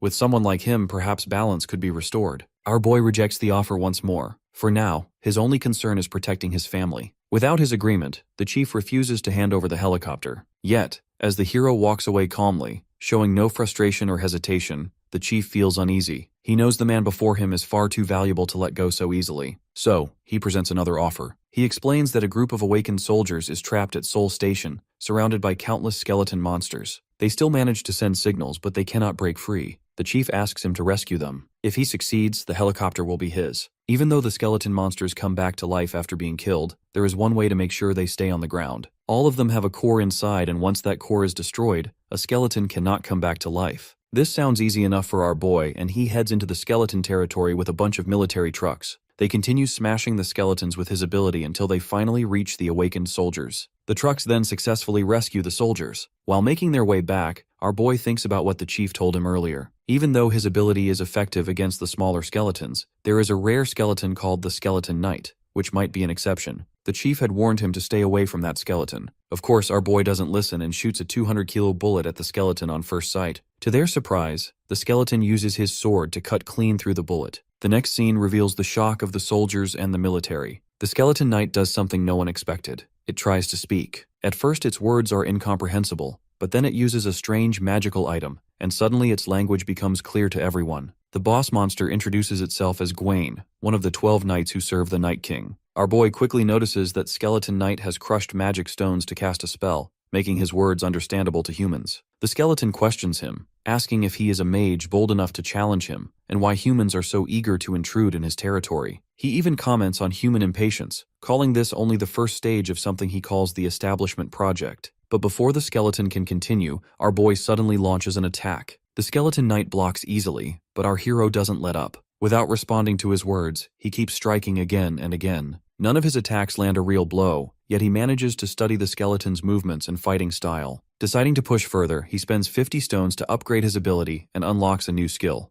Tracking Delivery. With this skill, he can ship items to strike in a precise sequence. The relentless assault continues until the monster finally reacts in anger, a sign that his efforts are actually hurting him. Using what he learned from the Chief of Staff earlier, he orders Pax to target the monster's magic core with plates. He continues changing the direction of the attack, hitting the monster from all angles. Seeing all the damage, the driver guy thinks they are safe for now. However, our boy is still tense and mentions that the Skeleton Knight seems even stronger than the giant wyvern. At last, his relentless bombardment cracks its hard bones start to break. Our boy decides to use this chance and commands the AI to ship stacks of plates from all directions at the same time. This is enough to destroy the knight's core. Before dying, Gwaine mutters his final words, warning him that this battle doesn't end here, and he will give everything he has left for the Skeleton King. Our hero then gathers the loot he leaves behind, 2 large mana stones and 1 enchant stone. Everyone who witnesses the fight is stunned. Our boy has just slain a boss monster the Chief of Staff himself had advised him to avoid. Even the chief is shocked, but deeply impressed. He urges him and the driver once more to join the army, admitting he already sees them as comrades. Like before, the hero declines his offer, urging that his family comes first. Hearing this, The chief says that once he reunites with his family, he hopes he will reconsider the offer, because the country desperately needs people like him. Our boy understands, but he feels like the chief is expecting too much from him. The fight with the skeleton knight just now was much harder than he imagined. If there was another monster like it, he would have lost for sure. What troubles him more than the offer is what the skeleton knight revealed. If this knight was only one of 12,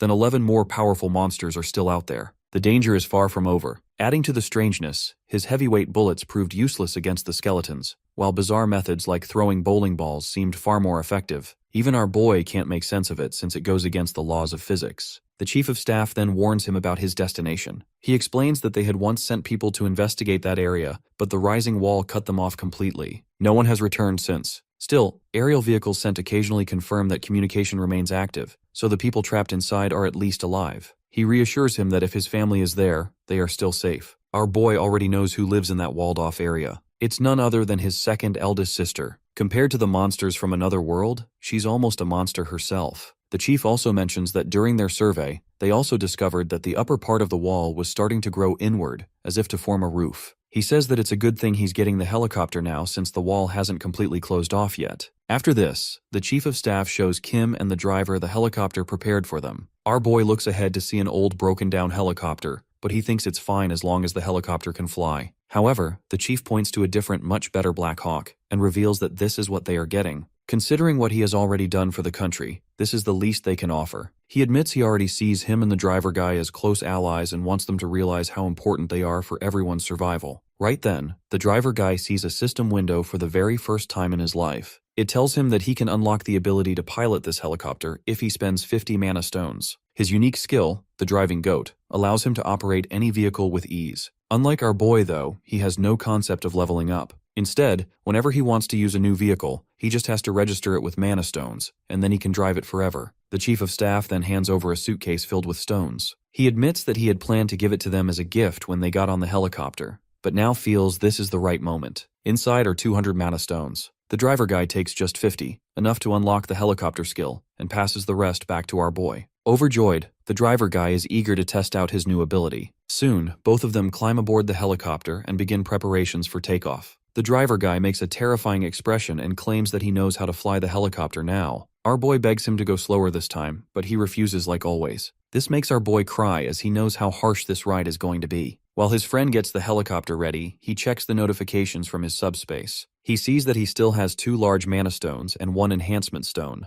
Since each large stone equals 100 normal stones, his total now reaches 1,393. It's still a lot more than he expected. He immediately spends 1,000 stones to upgrade his subspace, though he remains uncertain about how to use the enchantment stone he received after defeating the skeleton knight. The system explains that this stone carries the fire attribute. Its fire level is low, but it still grants 2 special effects: penetration and ignition. The description also clarifies the difference between ordinary stones and enchantment stones. Both share the same origin, but enchantment stones carry unique properties. When fused with a weapon, they transform it into a magical weapon. The exact effect depends on the stone's attribute and level of power. For instance, if he fused the fire stone with an automatic gun, the bullets would turn into flaming rounds. But he hesitates. He only has 1 enchantment stone, and using it carelessly would be a waste. After thinking it through, he chooses not to use it on a gun or a grenade launcher. Instead, he decides to enhance the one weapon that has already proven effective, the bowling ball. His iBuddy registers it as a unique item at his request. It makes perfect sense. The skeleton knight was unaffected by guns or explosives, but the bowling ball brought it down. With 11 more knights still out there, he believes it's wiser to strengthen the very weapon that works. Adding literal firepower to his bowling ball feels like the smartest move he can make. While he is busy looking at the system window, his friend tells him that they are ready for takeoff. Just then, another notification window pops up. The upgrade process for his subspace is complete, and several new functions are unlocked. Our boy stares at this new notification with horror in his eyes. The chief watches them as they fly off and wonders why he is making that expression. Turns out that he has some new unlockable skills now. All of them sound great, but what's changing his expression is the last skill. According to the description, unlocking that skill means that his subspace can register external objects as facility products, so long as they belong to categories he already owns like food, dairy, or military gear. Of course, none of this comes for free. Every action costs stones, and the price depends on the size, weight, or value of what he registers or resizes. On top of that, just unlocking the new functions already took 250 stones. Still, our boy knows these new powers change everything. Before, he could only use the fixed supplies and products from his logistics center or military base. Now he can collect, store, and use almost anything he finds in the world, and that's a complete game changer. At the moment, his subspace only has two categories: logistics center and military base. That limits him to items that fit into those types. But then our boy does something unexpected. He double-checks with the system, then registers the helicopter they're flying, the Black Hawk, under the military base category. Instantly, the helicopter becomes part of his facility, and right in front of the Chief of Staff's eyes, he pulls out 2 or 3 more Black Hawk helicopters from his subspace like it's nothing, then takes off. Meanwhile, we cut to the Skeleton King sitting inside a fortress deep within the massive wall. He explains that it doesn't make sense since entering this world requires an 8th-tier permit. In simple terms, any high-level mage who wants to enter must lower their power before they're allowed in. That's exactly what he himself had to do, but he wonders, why would such a powerful mage agree to this, then come here and kill his people? From his view, the mage is none other than Our, who just killed one of his subordinates. To the Skeleton Lord, he looks like a great sorcerer who arrived early to claim this world before it fully opens to outsiders. That makes him extremely dangerous in his eyes, though he doesn't want to act too hastily yet. The crowned skeleton goes on, saying he regrets the Gwain's death, but it doesn't matter. They can create endless amounts of magic stones and enhancement stones. Once their harvest is complete, they'll leave behind what they don't need and focus entirely on killing that so-called sorcerer. But then one of his companions interrupts. He says he senses something entering their territory, though he can't tell what it is yet. The crowned skeleton waves it off, telling him to calm down. It's probably just weak humans like before. Besides, he adds, the roof is about to close, so wasting time on them isn't worth it. Back with our boy and his friend, they finally cross the massive wall and enter the inner zone. But the driver guy looks uneasy as he can't find a safe landing spot. He mentions that right below them, a skeleton knight is battling another monster, making it far too dangerous to land. Our boy looks down too, and what he sees stuns him. The one fighting the skeleton knight isn't a monster at all. It's his elder sister Soul. She sends the skeleton knight back with a powerful punch, yet it still does no damage at all. Our hero begins narrating the story of this second monster. As a child, she stumbles across mixed martial arts on TV and instantly falls in love with it. Luckily, she has a little brother who supports her obsession, or more accurately, serves as her practice dummy. Whenever she watches a fight, she tests the moves on him. But beating up her younger brother and other weak opponents isn't enough. She craves stronger challenges. She goes to the playground and fights anyone who dares to face her boys, girls, even kids 3 years older. Nobody can stop her. Seeing her talent, their father enrolls her in a martial arts academy. That's where she tastes her first defeat. Another fighter beats her easily, but instead of feeling crushed, she feels alive. For the first time, she has found a worthy challenge. As she grows, she wins multiple jiu-jitsu tournaments. By 7th grade, she dominates the junior division. Her passion for training turns into obsession. She pushes herself relentlessly, chasing perfection. But her drive comes at a price. Soul suffers major injuries, tearing ligaments in both legs. Impatient with recovery, she trains too early and hurts herself again. The cycle repeats: injury, recovery, relapse. Finally, at 24, she makes her professional debut. She could have started much earlier if not for her stubbornness. Hearing this, the driver guy is stunned. Our boy just tells him not to worry and suggests they land the helicopter carefully, but he still mutters under his breath, saying she looks more like a monster than a human. Meanwhile, on the ground, the skeleton knight steps toward her with his sword in hand and asks why his strikes keep missing. She mocks him, saying that his attacks are too slow. The knight insists he's just as fast as her and accuses her of using some secret technique. She explains that it isn't any technique, she can just read the stance of her opponent and the positioning of all their limbs. Her answer leaves the knight thinking as he realizes that he learned something new. Strangely, the skeleton knight compliments her. He says fighters like her are rare, and if she raises her rank, she could become the greatest knight of all. But she frowns in confusion as she has no idea what he means by knights or rankings. The knight goes on, saying he admires her. He promises to convince the Skeleton King to spare her life when the city falls. But before he can finish, a flaming bowling ball suddenly smashes into him and breaks him down into pieces. The fiery bowling ball rolls to a stop at the sister's feet. She stares at it in shock, wondering how this strange weapon managed to destroy the knight when even her martial arts couldn't. From the knight's remains,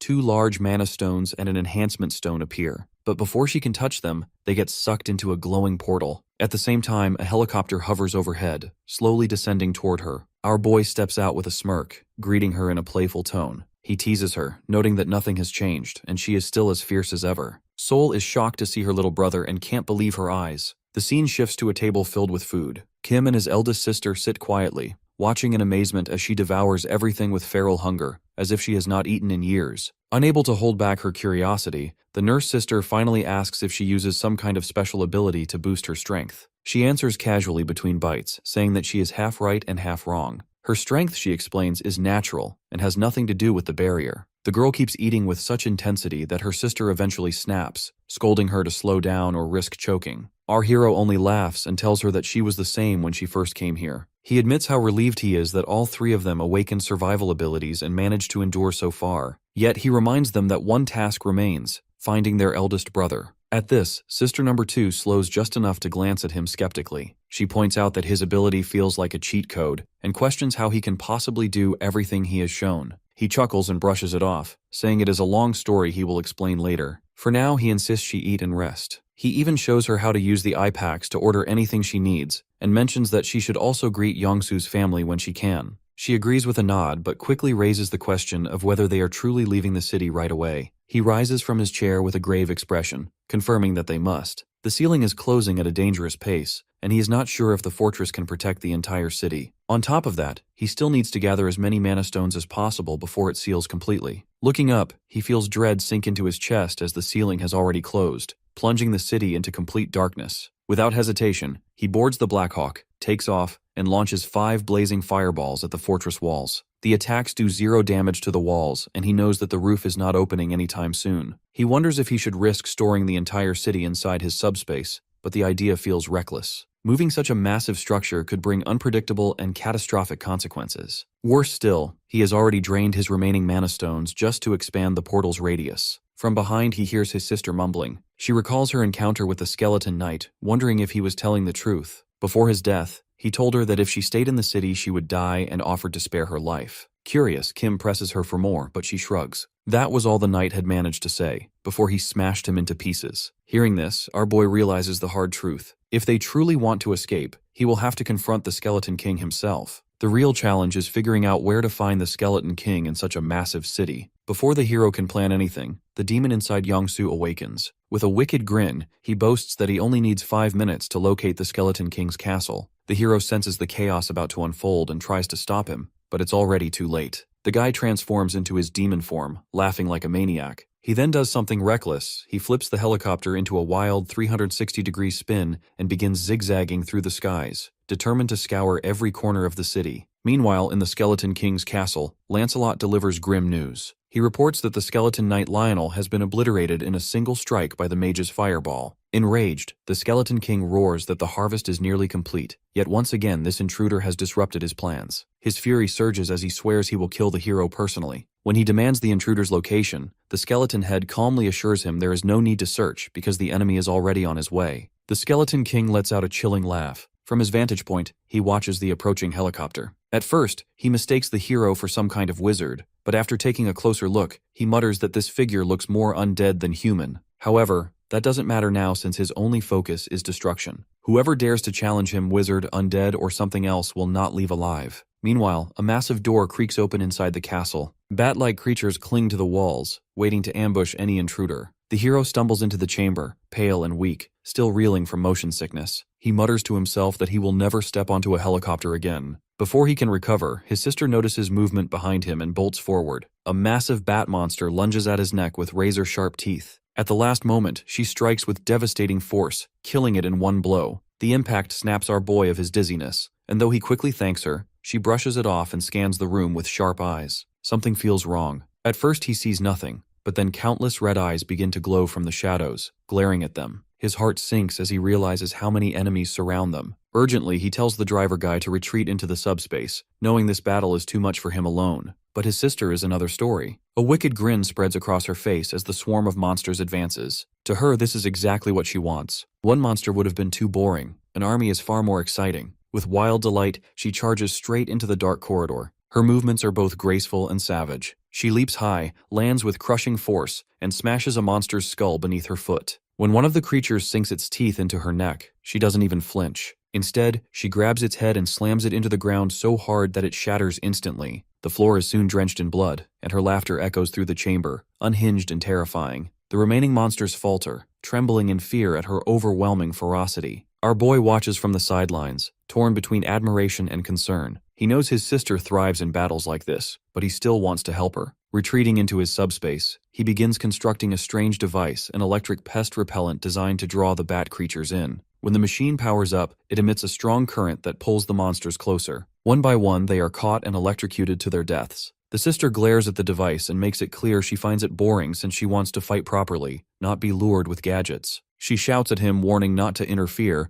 but he reminds her that this isn't a boxing match, and they need to take care of the monsters as soon as they can. Outside the chamber, a skeleton head reports to the Skeleton King that the so-called mage is not alone. A second fighter there matches the enemy's strength, and the wizard is using strange tools and seemingly endless resources. The Skeleton King grows irritated since defeating one wizard was bad enough, but facing another powerful opponent makes the situation much harder. He decides that it's time to summon the Skeleton Knight Lancelot with his full power. The Skeleton Knight warns that having a rank 7 in the Earth's dimension might draw the Chamber of Commerce's wrath, but the Skeleton King feels he has no choice. The wizard appears to be at least 8th tier, the same rank as the king, and he cannot handle two such opponents. He decides to summon Lancelot's full power. Chanting an old incantation, the king replaces the projection of his skull with 3 reinforcement stones, gathering a surge of mana to complete a powerful summoning. Meanwhile, inside the hero's subspace, the group is busy building a new weapon. Electric appliances and tangled copper wires lie everywhere as they wrap thick wire around an aluminum rod to craft an electric bat, a semi-rare weapon tuned to repel the bat monsters. When swings the bat to get used to it, and mentions that it almost seems like a cheat code to have this much stuff at his disposal, our boy reminds her that it's not that good since combining powerful items reduces their individual power. However, it's still semi-rare, so it's going to be effective. During all of this, he notices his sister continuously scratching her neck and asks her what's going on. She reveals that she got bit on the neck by one of the monsters. The bite hadn't hurt before, but after stepping out of the subspace, it's starting to itch again. Our boy hears this and feels uneasy, wondering if that change could somehow make her into something like a vampire. He even asks if she feels any urges to bite his neck, and she just wants to beat the crap out of him and nothing else. Suddenly, they hear the Skeleton King's voice as he mocks the hero's reckless behavior and condemns anyone from the arcane dimension who dares intrude on his domain. He vows to fight and kill the interloper. Both siblings exchange a look, baffled by the king's rant. The king gives him one last chance to give a proper answer, but they both genuinely have no idea what he is talking about. Enraged, the Skeleton King commands Lancelot to attack at once, ordering him to eliminate them both without mercy. The reborn Skeleton Knight finally emerges from the summoning with newfound aura. Soul's eyes light up with excitement at the sight of him. After dealing with countless weak monsters, she finally has a worthy opponent. She warns our boy once more not to interfere, insisting the fight belongs to her. Before she can strike, Lancelot moves first. He lunges with lethal precision, swinging his colossal sword to cut her down. She reacts fast, dodging the deadly strike and blocking with her electrified bat. Realizing the danger, she pulls back just in time, but not fast enough. With one devastating swing, he shatters her electric bat in two. Our boy watches this in shock, wondering how a semi-rare weapon can break so easily. His sister tells him that it's not the bat that was weak, but it's their opponent who is strong. Across the room, the Skeleton King watches proudly, boasting about his most powerful knight. Our boy, however, reflects on his sister's rare admission. For her to acknowledge an enemy's strength means their opponent is truly on another level. He asks if he can take the mana stones after killing this guy since he is a bit short right now. His sister takes it as a challenge, and the two race to be the ones to kill the knight. Our boy starts first with his bowling balls, but the knight cuts them all with his sword. Then Sol moves in from the front. She manages to dodge his first attack and lands a couple of hits. At the same time, the hero blasts him with more bowling balls. However, when the Skeleton Knight stands back up, he is still unscratched. Kim immediately pulls himself and his sister into the subspace. Meanwhile, the Skeleton King orders his soldier to go after them. The sister seems pissed as she thinks that he's preventing her from getting the mana stones. He explains that it's not about the mana stones, but the guy they are facing is pretty dangerous. Knowing their previous attack did nothing, she questions if there is something they can do to break him. Suddenly, the knight charges forward with his sword, only to be blocked by the subspace barrier. Our boy decides to try attacking at close range from inside his subspace, but that too doesn't work. The Skeleton King seems to be getting bored and calls him dishonorable for hiding behind a barrier and shooting projectiles. He refers to our boy as the mage, and explains that the enemy he is facing is at 7th rank, and there is no way his attack will ever work on him. They will get sanctioned for this, but he was backed into a corner, so he had no other option. It was either this or dying at the hands of the mage. So the Skeleton King decided to gamble it all and risk getting sanctioned. However, he didn't expect such a disappointing performance from him. As the fight goes on, he notices that the bowling balls keep piling up outside the subspace. This makes him wonder how many items does the mage have. He also questions why isn't he using any magic since it would be more effective than simply using his limited items. Meanwhile, our boy is still thinking about how to defeat this skeleton knight. He doesn't really have enough mana stones to upgrade anything, so he has to kill him with what he has on hand. The only problem is that what he has doesn't work on this guy. Before the fight can go on, the Skeleton King intervenes and mentions that our boy isn't a mage, but a human who has the ability to copy items. He starts laughing almost like it's a relief to him. My man is just a mage hater. The king even orders his knight to withdraw and claims that they can work as potential partners. Understandably, both our boy and his sister are confused. The king explains that his entire castle is basically an item called Camelot that can produce enchantment stones in exchange of living things. These stones also have a special effect when used on certain items. For example, when used on Camelot, it allows the owner to summon and command all of the 12 knights, including Lancelot. Since he has the ability to duplicate items, the two of them can work together and gather unlimited stones. It might take some time for the castle to create stones, but once they get their hands on the first stone, they can immediately start duplicating. Hearing all this, our boy sheds some tears of happiness and thanks the guy for his idea. In the next moment, he orders Pax to store the entire castle inside his subspace. Before the Skeleton King can say anything, he is standing in the middle of the road, broke and homeless. Inside the subspace, the castle turns back into its original form and shrinks in size. Seeing it in the hands of the hero, the king loses it and attacks him with some whack magic spell. Meanwhile, our boy keeps a straight face and orders Lancelot, who is now under his command, to kill the Skeleton King for him. The knight quickly obeys and slashes the king in half using his sword. After being destroyed, the king disintegrates completely, leaving behind a small yellow crystal this time. The skeleton knight kneels and picks it up carefully. Just then, our boy receives a system notification. It announces that the Skeleton King's entire territory now belongs to him, along with every mana stone once in the king's possession. When he checks the total, his eyes widen as there are 3,086 mana stones. Even his sister is speechless at the sight of so many. He feels a rush of excitement, but it doesn't last. His sister crosses her arms and insists on taking half. Annoyed, he argues that it isn't fair. He admits she did save him, but he doesn't think that means she deserves half. Our boy points out that he also spent his own mana stones crafting her electric bat. After a short back and forth, he sighs and reluctantly offers her 500 stones instead. Saul looks unimpressed and asks if he really values her life less than a pile of mana stones. Our boy counters that she's safe inside his subspace anyway, so she doesn't need them. Finally, she accepts the 500 mana stones and then points toward Lancelot,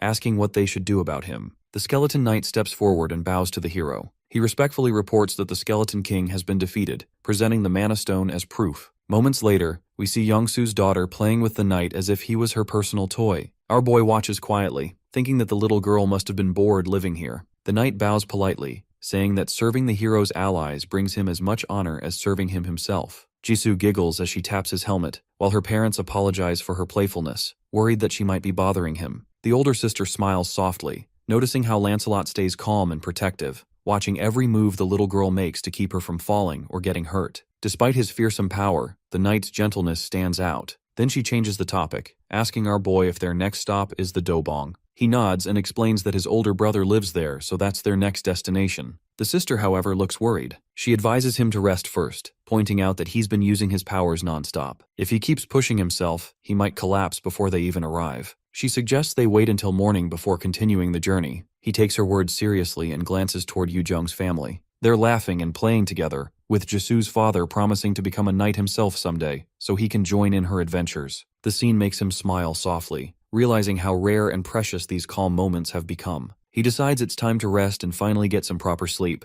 The driver guy agrees and takes his daughter to sleep, telling him that they will at 6 in the morning. Our boy turns to his new skeleton soldier and says it's time to make a proper base for him as well. He takes out Camelot, his magical construct, and examines it carefully. The system reveals that Camelot can grow or shrink depending on how many mana stones are used, and it includes various useful functions for the future. He studies the options and focuses on what matters most. He notes that Camelot absorbs all the mana it's given and expands in size, but the system doesn't explain how many stones are required for specific growth. After a quick calculation, he decides to test it by using 300 mana stones, enough, he hopes, for 12 people to live comfortably. As soon as he feeds the stones into Camelot, the structure begins to glow brightly and expand. Within moments, it grows into a grand fortress, not quite the size of a city, but large enough for everyone to live in with ease. Satisfied, he nods, thinking that it's more than enough space for now. The sister is shocked at the size and wonders how many mana stones the Skeleton King must have put in to create a fortress the size of an entire city. The Skeleton Knight admits that he doesn't know the true number, but it's probably tens of thousands. Our boy realizes that the reason he didn't experience any side effects after putting his massive castle into his subspace was because it's originally small in size. Once everything makes sense, he turns to his sister and asks if she plans to rest. She shakes her head, saying she actually has a request for the night. She turns to the Skeleton Knight and asks if he can teach her his sword techniques. Our boy is a little surprised by her sudden request. Lancelot agrees but asks to learn her fist technique in return. Hearing this, she smirks and warns him that her training isn't easy. Her brother can't help smiling, knowing how excited she gets when it comes to martial arts. While the two of them start sparring, our boy quietly slips away to rest, feeling relieved that someone as skilled as Lancelot is now on their side. By morning, soldiers have gathered outside the portal since the barrier has vanished. They're busy coordinating and reporting back to their bases. From inside the subspace,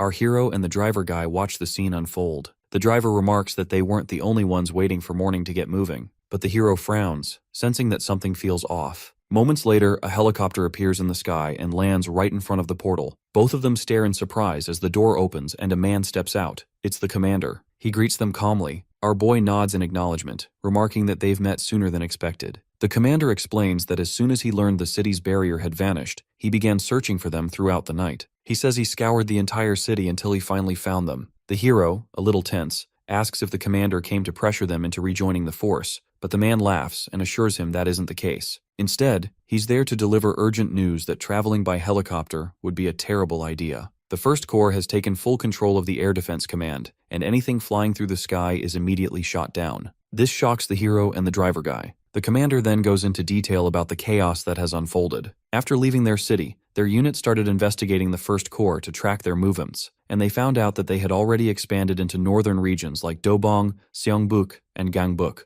all while destroying the capital's defense forces in the process. They sent drones in these areas to get an estimate about their numbers, but they all kept getting shot. This means that the First Corps has a strong air defense preventing them from moving in. This is why he came here to warn him since he heard he was moving to that region. He advises taking a longer route through Namyangju instead, but they don't really have much intel on that, so it's not guaranteed either. The hero sincerely thanks him, admitting that they had indeed planned to fly by helicopter, but now they'll change their plan. The commander smiles with relief, glad to have arrived in time to prevent disaster. Our boy knows that this is serious. His plan is to reach Weijongbu to his parents while stopping by his brother's place in Dobong. This detour means that he won't be able to visit his brother. He understands that the biggest threat now isn't the monsters, it's the rebels. They're far more dangerous and unpredictable. His family, his brother, sister-in-law, and parents are all trapped between two dangers: monsters on one side and rebel forces on the other. Our boy knows that unless the rebellion is crushed, nothing else will ever stabilize. He decides that sooner or later, he'll have to face the first unit head-on. He calls out to Lancelot and turns to the commander, confirming that he's the one who defeated the Skeleton King with the help of this knight. The commander starts to shiver as he stares at the massive knight,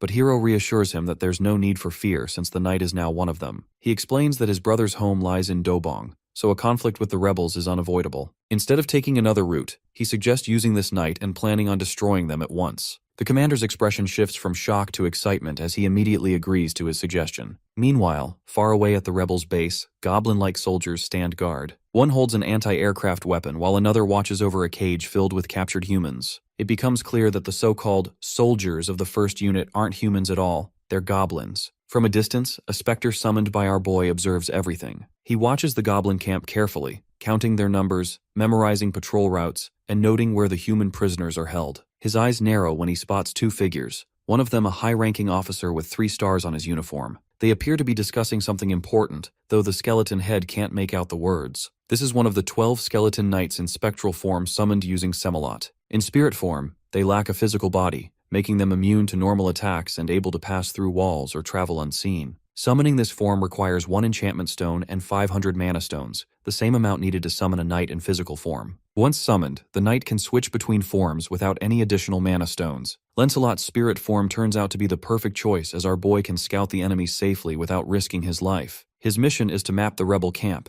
count troops, locate anti-air guns, find special units, and mark where prisoners are held. After 2.5 hours of careful reconnaissance, the Spectre returns and reports everything he found. When he finishes his debrief, our boy listens in shock. The scout confirms that some soldiers have bodies mutated into goblins, and that the camp keeps roughly 200 humans locked in iron cages for sacrificial use. Lancelot adds that the guards mention someone important, a figure whose arrival will change everything, and he overheard references to a brigadier-level officer who seems to lead this area. He also counted 9 anti-air installations. The commander is stunned but not surprised. That level of security explains why no intelligence was leaking from the zone. His deeper worry is why civilians are being held captive. Our boy thinks it through, mentions that the soldiers must have joined the rebel forces willingly. What puzzles him most is the purpose behind imprisoning civilians, and who exactly is figure they keep mentioning. Lancelot explains that ranks can be raised by sacrificial rituals. Sacrificing life force from lower beings can shortcut the path to higher power. He suspects the camp is gathering people to make pacts with low-rank entities, and then harvest the resulting power to climb the hierarchy. In other words, they're trying to raise their rank by sacrificing people. The Skeleton Knight mentions that it's a sort of loophole for lower-ranked beings, and they might be in some kind of deal with a higher-ranked being. Whatever the case, the sister wants to attack immediately, insisting they should wipe the place out. Our boy replies that it's not that simple. The situation is far more complex. The commander supports that view.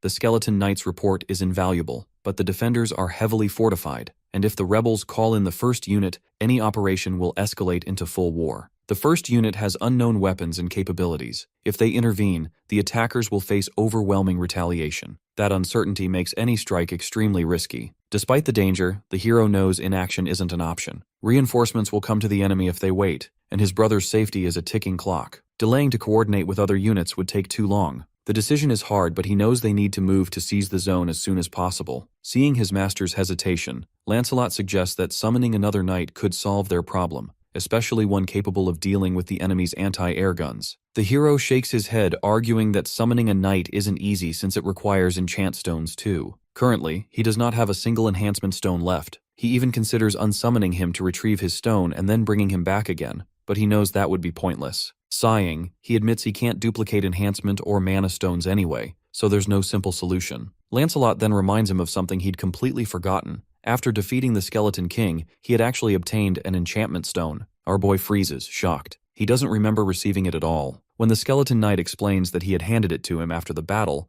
Kim realizes with embarrassment that he must have lost track of it. Regaining focus, he asks which knight would be best to summon. Lancelot assures him that all 12 knights of Camelot are strong and loyal, but in this situation, Bedivere would be his best choice. This knight is not just an archer but also a true genius of long-range combat. This puts a smile on the hero's face and he immediately agrees to it. Meanwhile, at the enemy camp, human prisoners sit trapped inside iron cages. Most of them are weak and dying, but one girl still looks relatively healthy. A goblin guard approaches her and calls out, singling her out because of her appearance. He promises her freedom if she does him a favor, his leering tone making his intentions clear. The girl stares at him in disgust, but before she can respond, his head is sliced clean off in an instant. The attack came from Lancelot, and after helping the girl, he disappears as swiftly as he arrived. Just moments later, a flaming bowling ball floats above the camp. The goblins below glance up in confusion, trying to understand what they're seeing. One of them shouts in panic when he realizes what it is. The bowling ball suddenly shoots forward, crashing straight into an anti-aircraft gun. The explosion tears through the area, setting off a chain reaction that destroys nearby missile launchers as well. As the smoke clears, another bowling ball launches from a sling-like contraption aimed at the next target. The knight behind the weapon is none other than our archer, Bedivere, who fights with incredible precision.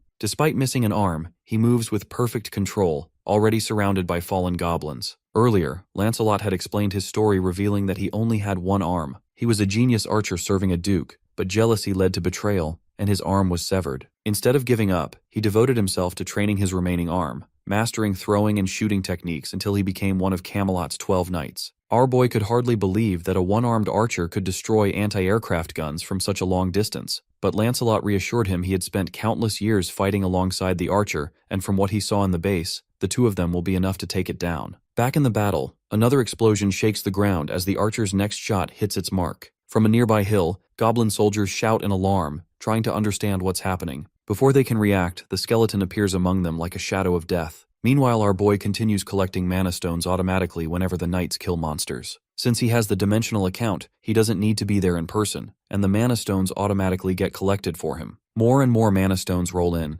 and he wonders if he's somehow cheating fate to get so many. At the same time, the driver guy points out a flare-like signal exploding in the air. The hero explains that this is the marker he told Lancelot to release once the cannons were neutralized. His friend is impressed with how quickly the skeleton knight completed the task. The commander watches both knights work and admits that with warriors like these, a special forces unit isn't even necessary. He orders the group to move out. Meanwhile, the archer skeleton studies the map and grows concerned. My man can't remember where the skeleton knight ordered him to go next. Confused, he decides to go with his gut and starts walking. At the same time, the skeleton knight is busy beating up a goblin to get answers. He pins the goblin and presses for details about their plan and the mastermind behind it all. Under pressure, the goblin coughs up a name, Tonatiuh, who is supposedly so strong that even 8 rankers don't come close. The skeleton knight can't recall ever hearing about such an entity and pushes for more answers. However, the goblin somehow breaks free and jumps out of the window. The other soldiers panic as they witness their commander running for his life. The skeleton knight arrives seconds later and tells them running will not save the fugitive. The soldiers form a ring to protect their leader and insist on getting the commander to safety, shouting that reinforcements could arrive any moment. He mocks their loyalty to such a useless commander. While trash-talking, one of the goblins reveals that they can grow their rank by devouring humans. Before the goblin can say more, the knight cuts him down. He thanks him for making it clear which targets he needs to kill. The commander's support collapses quickly. Most of his men fall under the knight's blade, and the sight terrifies the remaining goblins. From above, a helicopter appears carrying our boy and his friend.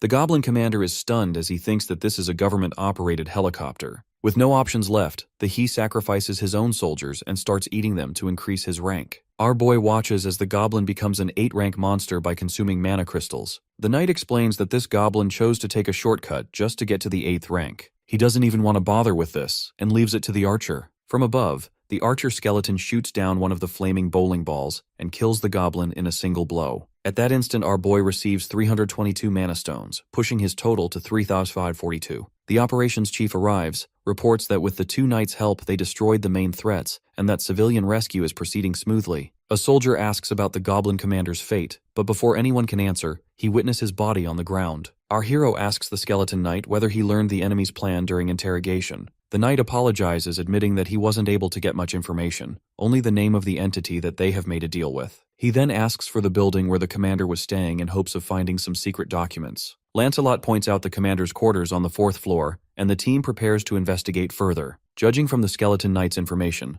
our boy estimates it will take a long time to collect everything. Therefore, he asks Pax to store all maps and documents under the military category. The system quickly calculates the amount, over 5,086 documents, requiring 120 mana stones. He authorizes it, telling the chief that his system will handle the data since they need the information quickly to reach their families sooner. Then, a system alert appears. 2 of the documents cannot be categorized as military. That catches his attention. One paper is titled Dimension Being Application Form, which Lancelot explains is used to officially raise a being's rank. The other document is about the loophole method to attain a higher rank. Our boy is shocked to learn that the rebels still chose to go with the loophole despite having this application form. The skeleton knight assumes the rebels didn't meet the requirements for official registration. The documents clearly show that becoming a dimension being requires both mana stones and a dimension account, something only a few people can access since the dimensional shift has just begun. He reminds the hero that he is one of the rare individuals who already fulfilled the requirements after defeating an 8th rank enemy and obtaining a dimension account. By signing the official form, he can safely ascend without turning into a goblin. He also explains that genuine forms automatically translate into the user's own language, which means that this form is official. Our boy looks at the registration form again and notices that it requires 1,000 mana stones. Without hesitation, he signs it. Instantly, the stones are deducted from his balance, and the paper vanishes into thin air. Surprised by how simple it is, he asks if that's all. The knight confirms that the process is complete. Moments later, a goblin soldier arrives on a motorcycle with some news for his commander. Meanwhile, the archer skeleton watches him from the top of a building and wonders if he is riding some kind of a horse. After searching through the goblin commander's office, they found more than 40,000 military documents. Our boy didn't have time to review them all since he wanted to return to his family, so he left it all to the chief. Since the city is taken over by the rebel forces, it won't be possible to travel there using military vehicles, so they need something else. However, when he opens his subspace inventory, every vehicle stored inside is military-related, not a single civilian one. Frustrated, he settles for an electric bicycle, hoping to find something better along the way. As they walk outside, they spot the archer skeleton sitting on a motorbike.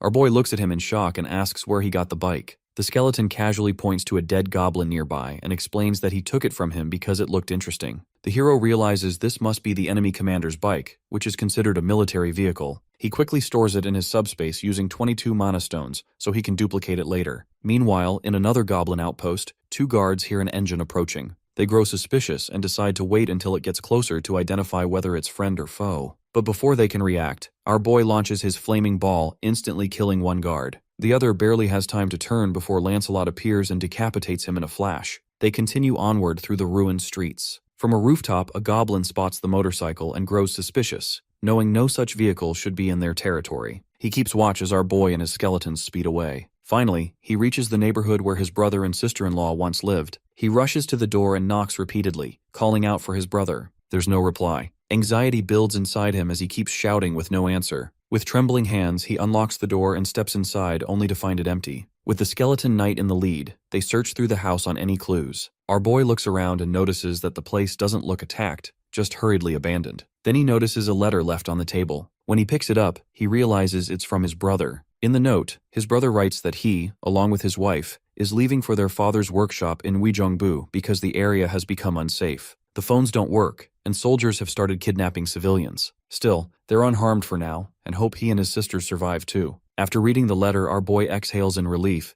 thinking at least his family escaped before danger arrived. He hands the letter to the archer and asks him to give it to his sister. As he opens his subspace, he realizes his brother must have written the letter before the first corpse invasion, meaning they're safe for now. Still, the situation in Weijongbu is worsening fast, with the rebel forces taking control of most areas. He quickly turns to the skeleton knight and says they need to move quickly. Before they can leave, the sound of helicopter blades interrupts them. From behind a nearby building, a chopper rises, piloted by the same goblin who had seen the hero earlier. The goblin radios in, confirming the targets, and immediately opens fire. The bullets appear to hit their target head-on, but when the smoke fades, our boy stands unharmed. He mutters that he thought he was done for, then calmly instructs his system to store the helicopter in the military base category. The system deducts 141 mana stones, and the helicopter disappears into subspace. The goblin pilot panics, shouting in disbelief that the man survived, but before he can react, the chopper vanishes beneath him. He falls screaming and crashes to his death. Our boy looks at Lancelot and tells him they must hurry. As they continue forward, he thinks about how they've cleared every goblin on their path and now have a fully armed helicopter in storage. Still, what matters most to him is his family's safety. Meanwhile, in another part of the city, a group of goblins argues among themselves. Their commander complains that the high priest demands more human sacrifices, but they've failed to capture enough people lately. After scolding one of the goblin soldiers for not meeting the quota, he turns his attention towards Sergeant Kaiyong, who at this point has completely transformed into a monster. The commander orders him to destroy the building ahead. Just as the elite goblin starts moving, the loud roar of a motorcycle echoes through the area. The goblins turn and spot the hero approaching fast. Someone shouts that it's the same human again. Furious and nearing his home, our boy yells that the goblins have no right to come near his house.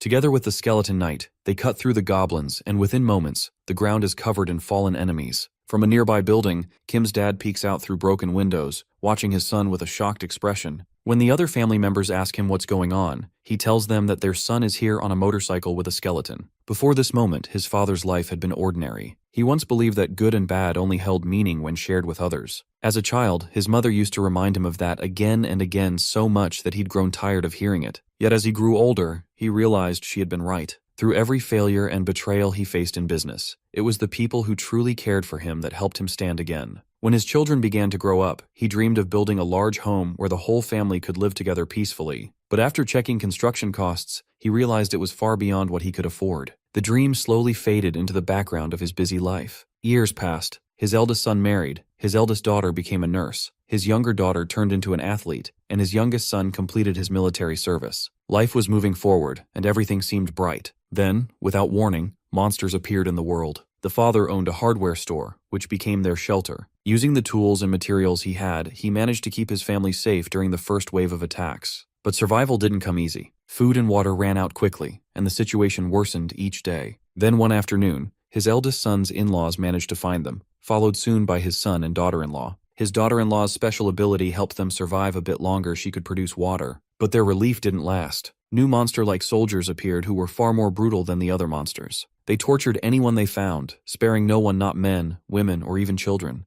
Then one day, a notification appeared before him informing him that he had awakened an ability. His class was Architect, giving him the power to freely create and reinforce structures. He believed the ability had awakened from his long-buried dream of building a safe home for his family. With it, he strengthened their house, sealing the windows, fortifying the walls, and surrounding the property with barriers. Combined with his daughter-in-law's power, they managed to hold on, but the danger never stopped. Recently, he'd seen soldiers scouting near their home, and now they had returned. this time bringing a large monster with them. He knew they planned to destroy everything, so he instructed his son to take everyone through an underground passage he had secretly built. His wife protested in fear, but he smiled weakly, asking her to trust him. Just as he was about to lead them to safety, he suddenly stopped as something outside had caught his attention. His wife noticed his expression and asked if the situation was worse than before. He said quietly that it wasn't that. This takes us back to our current situation. After getting rid of the goblins, our boy makes his way towards the house along with his skeleton buddies. Before he can even call out, the front door opens and his dad locks eyes with him. He immediately starts crying and runs to his dad to hug him. However, he notices his family's expressions shift from joy to alarm when they notice the skeletons standing silently behind him. He quickly explains that the undead are his summons, loyal and harmless to humans. To ease their worry further, he gestures toward the glowing portal behind him, where his two sisters sit comfortably eating food. When the sisters spot their family through the portal, they too burst into tears. After the emotional meetup, he puts his entire family into the subspace and they all have dinner together. His mother is astonished as she tastes the food. She glances at Youngsu's wife, wondering if she is a professional chef. Not wanting to be outdone, the mom decides to make a dessert to match. She does her best to make a mom-style tiramisu with green grapes and whipped cream. When Yoojung takes a bite, her eyes brighten instantly. Seeing this, the mom laughs proudly, pretending it was nothing special, but inside she feels happy to have earned that praise. Meanwhile, in another corner of the house, an old man approaches Lancelot and asks if he knows how to play chess. Lancelot admits that he's played something similar but not exactly the same.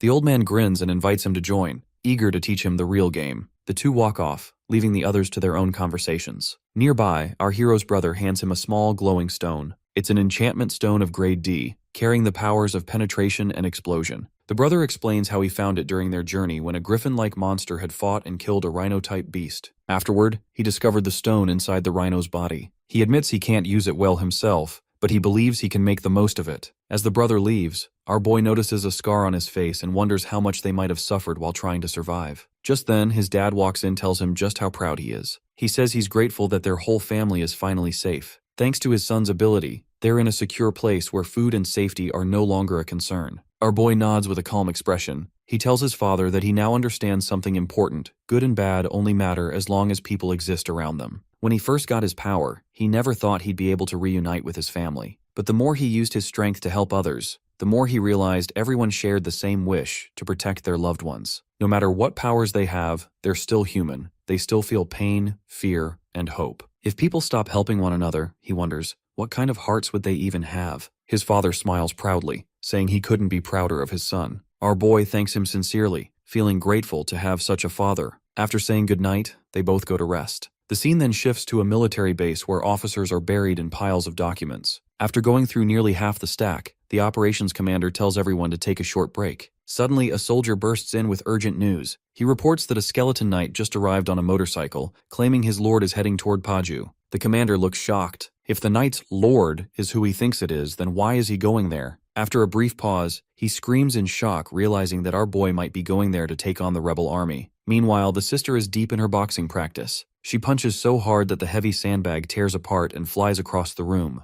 Annoyed, she yells for Pax to bring another one faster, but Pax calmly reminds her that they're moving exactly at their programmed speed. From the upper floor, her brother watches with the older sister. He asks why she seems so angry today. The sister explains that it's because our boy didn't let her go outside to fight. He said the outside world was too dangerous even with her powers, so instead, she asked their father to install a sandbag setup and has been venting her anger on it ever since. Then she changes the subject and asks him about the scar on his face. He touches his cheek, realizing that the wound has almost completely healed. Shocked, he mutters that maybe he's awakened some kind of power too. The sister just rolls her eyes, saying it was barely a scratch to begin with. But he insists it was a deep cut and that it couldn't have healed this fast. She scoffs and reminds him that when she was in the hospital once, she met a man who could control people's minds and could make anyone act on his command. Compared to that, her brother's little scar is nothing. Just then, their mother calls from the kitchen that dinner is ready. She dashes off immediately, eager to eat, and quickly informs everyone else. Elsewhere, the hero's grandfather sits in another room, deeply focused on a game. He feels both impressed and puzzled as he notices that Lancelot, who claims to have never played before, is executing advanced moves he can't understand.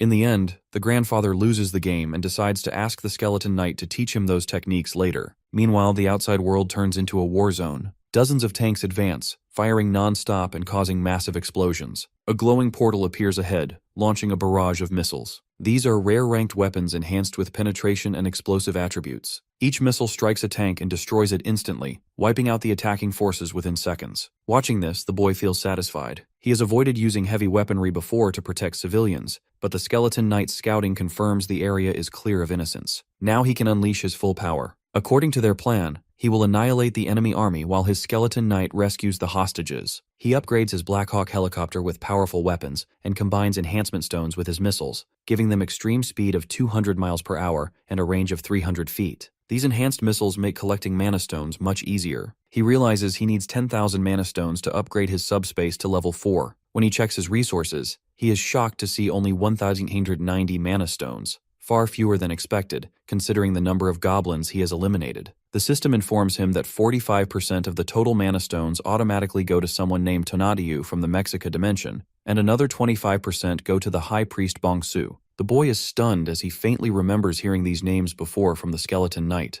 At that moment, the Skeleton Knight returns after completing his mission. He reports that all enemy camps are destroyed, and that his archer buddy is rescuing the remaining survivors. Our boy confirms he isn't injured, then asks him about this Tonatiuh guy and the High Priest. The Skeleton Knight explains that the Mexica dimension is likely his realm, similar to how Earth is called the Earth dimension. He adds that the High Priest Bongsu is probably one of the traitors sacrificing people to gain more power. Meanwhile, system notices keep appearing on High Priest's screen, each one showing fees taken from large mana stone totals. Bung frowns, uneasy about the flood of messages and wondering whose account is generating so many stones that he's getting paid this much. He can hear explosions outside, but none of his soldiers came to report anything, so he doesn't know what is going on. Before he can sort it out, a missile rips through him and he falls to the ground. Our boy arrives soon after, exhausted from climbing stairs. He finds his body with a huge hole in the chest, but then notices a red mist gathering around the wound and closing it. The Skeleton Knight identifies the effect and mentions that the priest is regenerating. After a moment, the guy rises fully recovered, smirking at the sight of our boy accompanied by a Skeleton Knight. The hero tells him that he is also pretty shocked since he didn't think goblins could talk. The priest explains coldly that those goblin soldiers used to be human, transformed by greed for mana stones. He claims he warned them against that fate. He talks about settling things peacefully, suggesting they step back because he can kill them anytime he wants. However, he doesn't want to waste any time. Hearing this, the Skeleton Knight puts him in place, claiming that he won't be able to put a scratch on them. Meanwhile, our boy is trying to figure out that red smoke. Behind the priest, the entire sky is covered with it. Suddenly, a terrifying eye appears above them from the smoke, and our boy completely freezes. Seeing him so shocked, the priest, if this is his first time seeing a high-ranked being.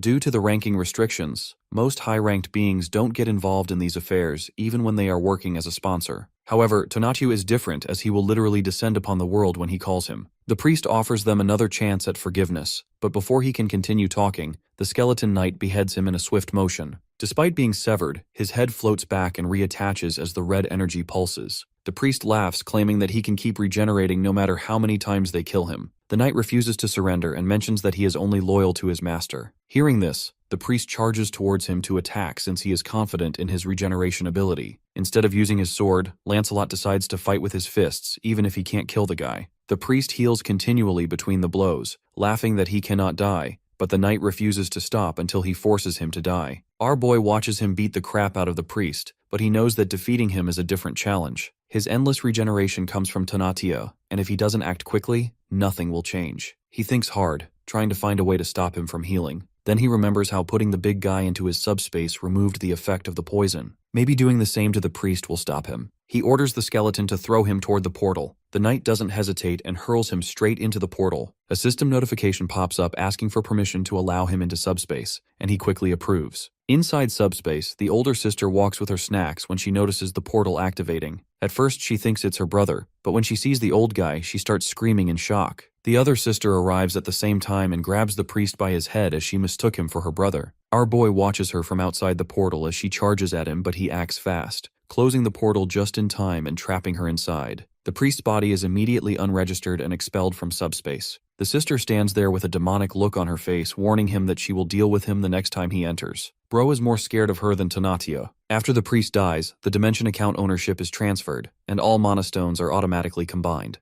Our boy checks the total and sees 14,123 mana stones. He is shocked since the priest managed to collect this much just from commissions alone. He didn't get any notification about paying commission to Tanatia, so he looks up to check only to notice that it has vanished. The skeleton knight explains that the high priest was the only one who could summon the entity here, and now that his connection is severed, it has disappeared from this world. He doubts the entity will attempt to return. Our boy exhales deeply and sits down, completely exhausted. The tension and near-death experience have left him drained, even though he barely fought himself. Just then, a voice calls out, and he turns to see reinforcements arriving accompanied by the commander. When asked about the first unit's commander, our boy points to High Priest's shriveled, dried body. Through their radios, other units report that all goblins in the area are dead, including zombies. No enemies survived, though the cause remains unclear. The commander orders his team to stay alert, continue reporting, rescue any civilians, and clear the battlefield. Turning back to the hero, he praises him, acknowledging that he handled the entire situation perfectly. Our boy laughs awkwardly, admitting that even he doesn't fully understand why all the goblins turned into mummified corpses. The commander apologizes for trying to recruit him into the military earlier. He admits he underestimated his abilities, realizing now that his true power far exceeds anything he imagined. Still, he makes a request and asks him to help the survivors. Many are injured, shocked, or haven't awakened yet, and the damage is far worse than anticipated. He acknowledges that the government and military mishandled the situation and asks him to assist. Our boy agrees but clarifies that he's not making any deal. He firmly states that he will never join the military under their orders, and any future help he offers will be his own decision. The commander smiles and extends his hand. They shake, sealing their understanding. He then pulls out his walkie-talkie and announces that the hero is being granted the honorary rank of colonel for his extraordinary contribution in eliminating the armored force and quelling the rebellion. All military personnel are ordered to show proper respect and cooperate fully with him. He tries to stop him, embarrassed, insisting he isn't a soldier. The commander mentions that he can ignore him if he wants and leaves to help with the rescue. Our boy starts blushing for some reason and mutters to himself about how embarrassed he is. After the commander leaves, he praises the knight for his efforts and suggests they go rest. The knight thanks him but asks about his archer buddy.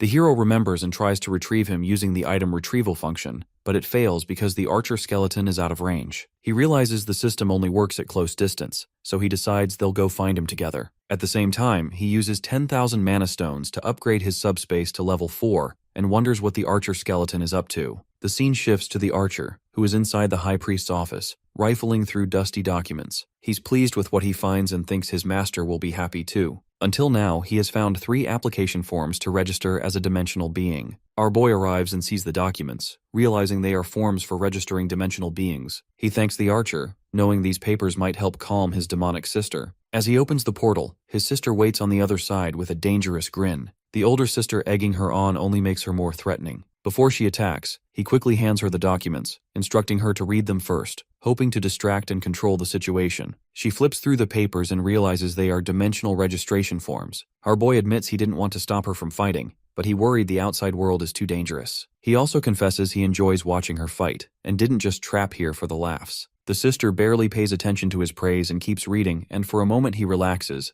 thinking the crisis is over. Suddenly she frowns as she realizes that in order to register, she needs a dimensional account. Our boy quickly thinks of an excuse, but before he can finish, she punches him so hard he spins and falls. Due to the new subspace upgrade, the healing effect is strong enough so he doesn't really feel any pain. The older sister watches the chaos and wonders aloud if her brother will survive being an 8th ranker. The knights, however, start trembling oddly. Saul has our boy by the throat now, squeezing hard. When Juyan cries out, he looks and sees both knights dropping to their knees, clearly suffering. The sister asks if they're all right. The skeleton knight says his body itches and feels wrong, getting worse by the second. The nurse sister thinks it might be some kind of side effect of healing. Our boy puts the pieces together and realizes that the subspace's new life support is pumping healing energy into the area, but skeletal beings like the knights react badly to those restorative effects. The system is trying to heal and stabilize, but for undead physiology that causes agonizing conflict. With a trembling voice, Lancelot mentions that they felt better when they were inside the fortress. Hearing this, they decide to move inside Camelot. As the healing effect is reversed, the item generates a white enchantment stone with no special attributes. There is another blue stone, which he never saw get made. He wonders how enchantment stones are being produced automatically without obvious sacrifices. Turns out that the subspace life support system is healing the knights, while the blood right ability of the item is using that life as a sacrifice to generate enchantment stones. In other words, our boy has found the infinite enchantment stone glitch. Still,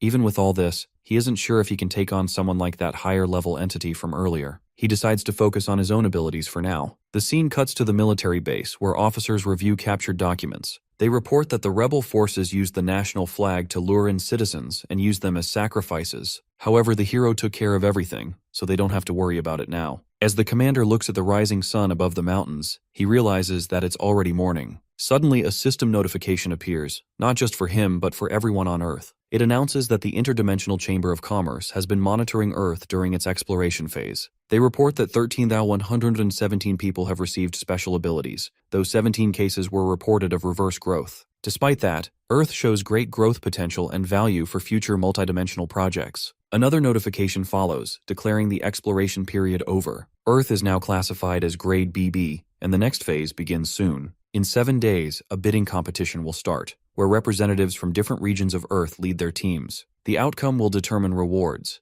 If an opposing dimension wins, a portal opens for further exploration. If Earth's representative wins, they gain a separate prize. Detailed rules will be released 24 hours before the event. Seeing all this, our boy claims that it's basically a declaration of war. His family wonders if this is some kind of prank, but he knows it's real since the dimensional registration form also mentioned this same corporation. His mother erupts in anger and rants furiously, demanding who gave them the right to invade or hold competitions on their planet. Both siblings smile nervously as they witness her anger. Our boy admits he isn't fully sure what's happening either. Still, judging by the rules and bidding system, it seems Earth is now linked to some kind of game-like system. Then a new message appears, addressed only to him. The chamber congratulates him for achieving the highest profit in his region during the exploration period and selects him as Soul's representative for the upcoming bidding competition. If he refuses, the position automatically goes to the second highest earner. The older sister is surprised the message came only to him, and his brother points out that this officially makes him Soul's representative. He adds that it seems the competition will involve alien forces and humans from Earth, though everyone already assumes that. Finally, another notification appears, explaining that if the hero accepts, he can select 100 members, including himself, for his team in the bidding competition. After accepting, he visits the commander, who looks very pleased. Our boy explains that he can select 100 team members to fight against the alien forces who are going to invade the city. He has already added his family and the knights and asks the army to provide the remaining 80. The commander relaxes, relieved that he is the one leading them against this alien invasion. He even hands him a small notebook containing the names of awakened soldiers, offering him the choice of anyone. He politely declines, saying he only needs the best marksman. The commander is surprised Kim assures him that he has received detailed intelligence about the aliens and their abilities. Apparently, they worship a goddess named Emeth and specialize in using divine powers to make weapons. He opens up the system message showing the goddess and her army. Her warriors shout prayers for her eternal life and the destruction of all humans, calling them barbarians. Another notification lists the participants from the Emeth's dimension, revealing that all of them are 8th rank warriors. Our boy knows that their enemies are strong, but he still doesn't understand the format of this battle. According to the details he received, 1 hour before the battle, both sides gather in the same area, but are separated by an invisible barrier, allowing time to prepare, but not attack. The Emeth Dimension team will bring a gate core, which hatches automatically after 12 hours. For Earth to win, they must destroy it before then. However, the enemy won't just sit around and defend the gate. They will also act offensively, considering most of his team is 9th ranked, and the enemy can see their roster. This means that they will have to defend against their attacks while trying to reach the gate core at the same time. He picks himself, the Skeleton Knight, and his sister for attacks. However, they are lacking in defense since all of their enemy fighters are 8th ranks. The commander points out that their long-range weapons won't even harm the 8th rank enemies because their equipment isn't strong enough. Hearing this, our boy tells him not to worry since he upgraded his abilities last night. While he didn't gain new skills, his existing ones evolved, allowing him to launch multiple items at once and unlock new features. His subspace lab now includes a simulation system for building and testing weapons before crafting them. He spends hours experimenting, creating weapons that are lightweight, usable by non-ability users, and powerful enough to penetrate 8th rank armor. After many hours of testing and tweaking,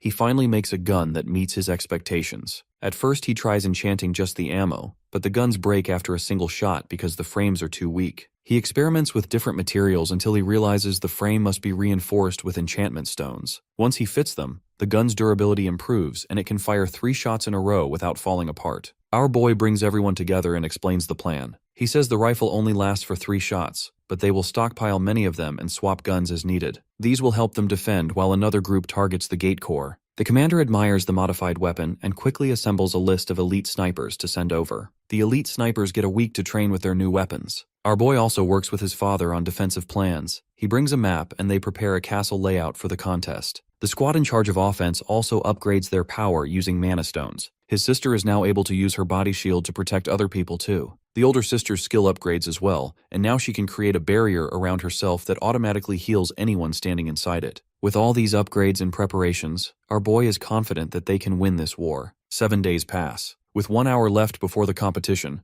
a portal opens at the National Assembly, and knights from the Emeth's realm appear carrying their gate core. Our watches from a distance and recognizes the core from the preview videos. However, he notices something odd. The enemy immediately begins erecting 2 large structures. He guesses that these structures are probably meant to protect the gate core. At the same time, some of the Holy Knights move toward the invisible barrier. One of them claims that they have seen their roster and know that only a few are 7th and 8th rank, while most are 9th rank, so they should be able to beat them easily. He then starts trash talking and says that they will rip their tongues out as a form of mercy. Our boy already expected this much from the Holy Knights, and he is still confident in his 9th rank teammates. The system then notifies the start of the bidding competition. Without wasting a second, the Knight commander orders everyone to charge. On the other side, the human commander orders his units to open fire. The snipers begin blind firing with the modified rifles. Those rounds have an electric effect, which stuns the enemy knights and allows bullets to damage shields and wound soldiers, something they didn't expect from 9th rank fighters. The knights quickly activate their barriers to tank the bullets. Their plan is to hold out until the long-range ammo runs out. The sniper teams work in a relay.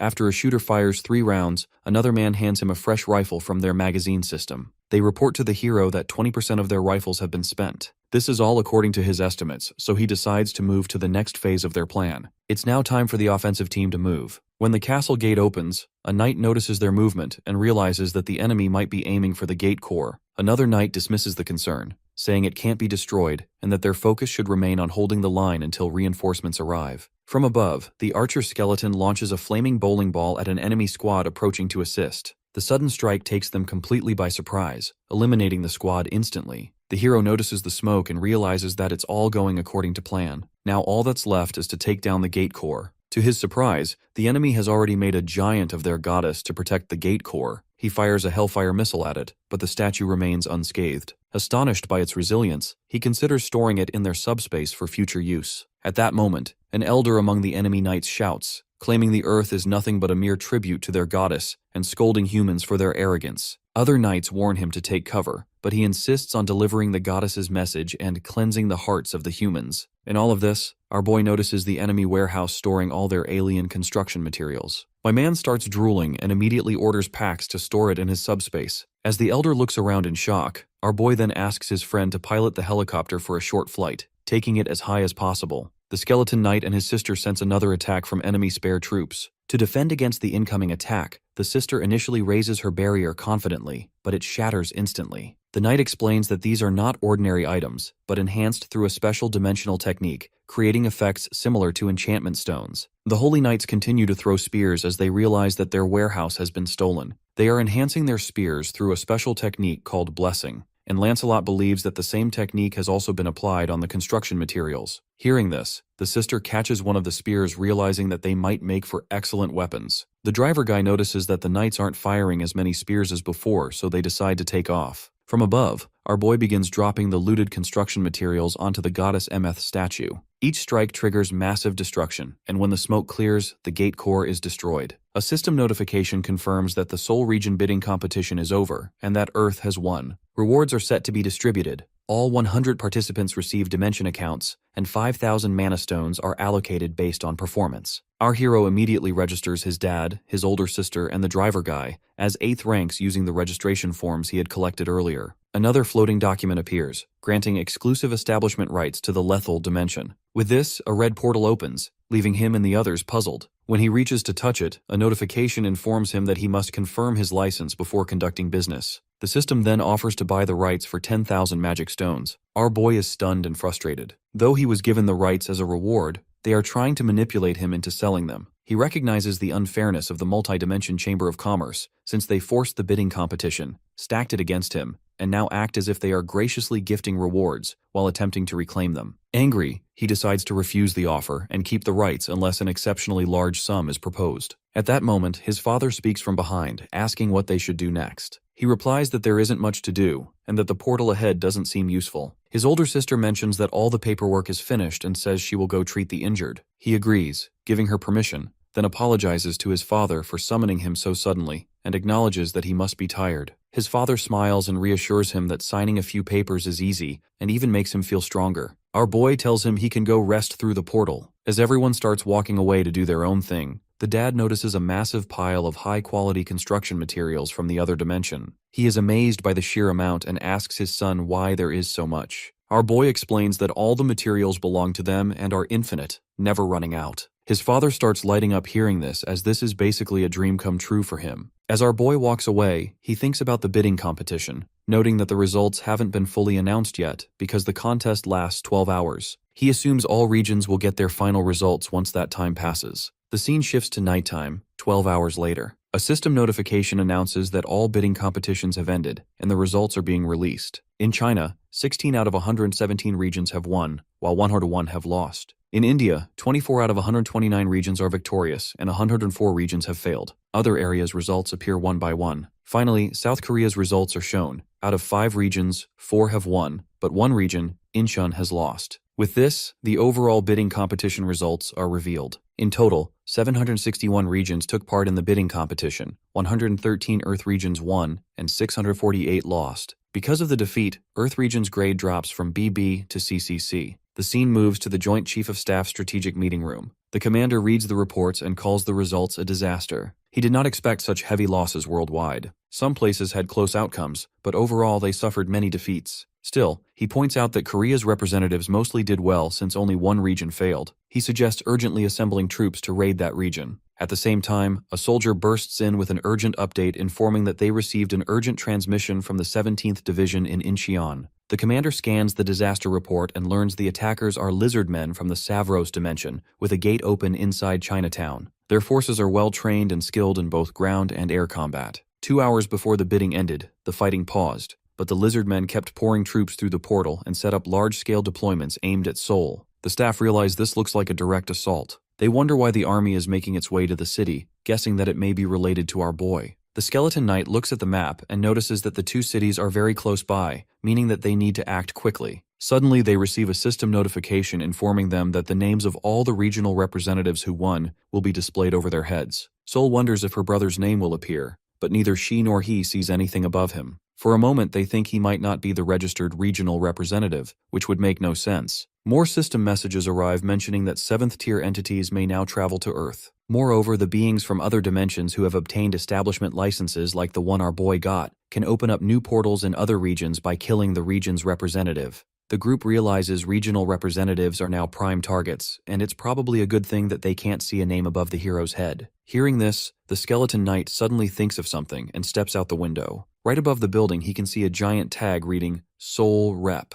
Everyone comes outside to look. Our boy realizes his name was there all along, just so high that it wasn't visible before. His sister notes that the label makes him an easy target for the lizard men. This confirms their worry that the attackers had anticipated new rules and prepared ahead of time. The Skeleton Knight suggests the lizard men treated the bidding like a long-term plan. Win the contest, eliminate the sole representative, seize the business rights, and open a permanent portal. They seem to know these competitions well and set their moves in advance. Hearing all this, the sister suggests simply hiding in the subspace and attacking from inside. Lancelot explains that his master might be safe this way, but enemies can seize others as hostages or use local forces to force them out. Our boy argues that subspace alone won't solve the problem. The enemy will adapt. Instead, they should relocate to a defensive position that favors them, hold the ground long enough, and then counterattack with full force. The staff agree this is sensible. Find a strong position, deploy forces and weapons quickly, and form a solid defensive line before the lizard men hit. However, they need to do it fast. This is where the driver guy comes in and assures them that he can move them anywhere as quickly as they want. He asks where they are going to set up their forces. Kim hesitates, admitting that the biggest problem is he hasn't yet chosen the base location. He knows that the location must give them an advantage. Enemies should take heavy damage while he can launch attacks without harming civilians. Turns out, the Guyang Bridge is a perfect location for them since it restricts enemy movement.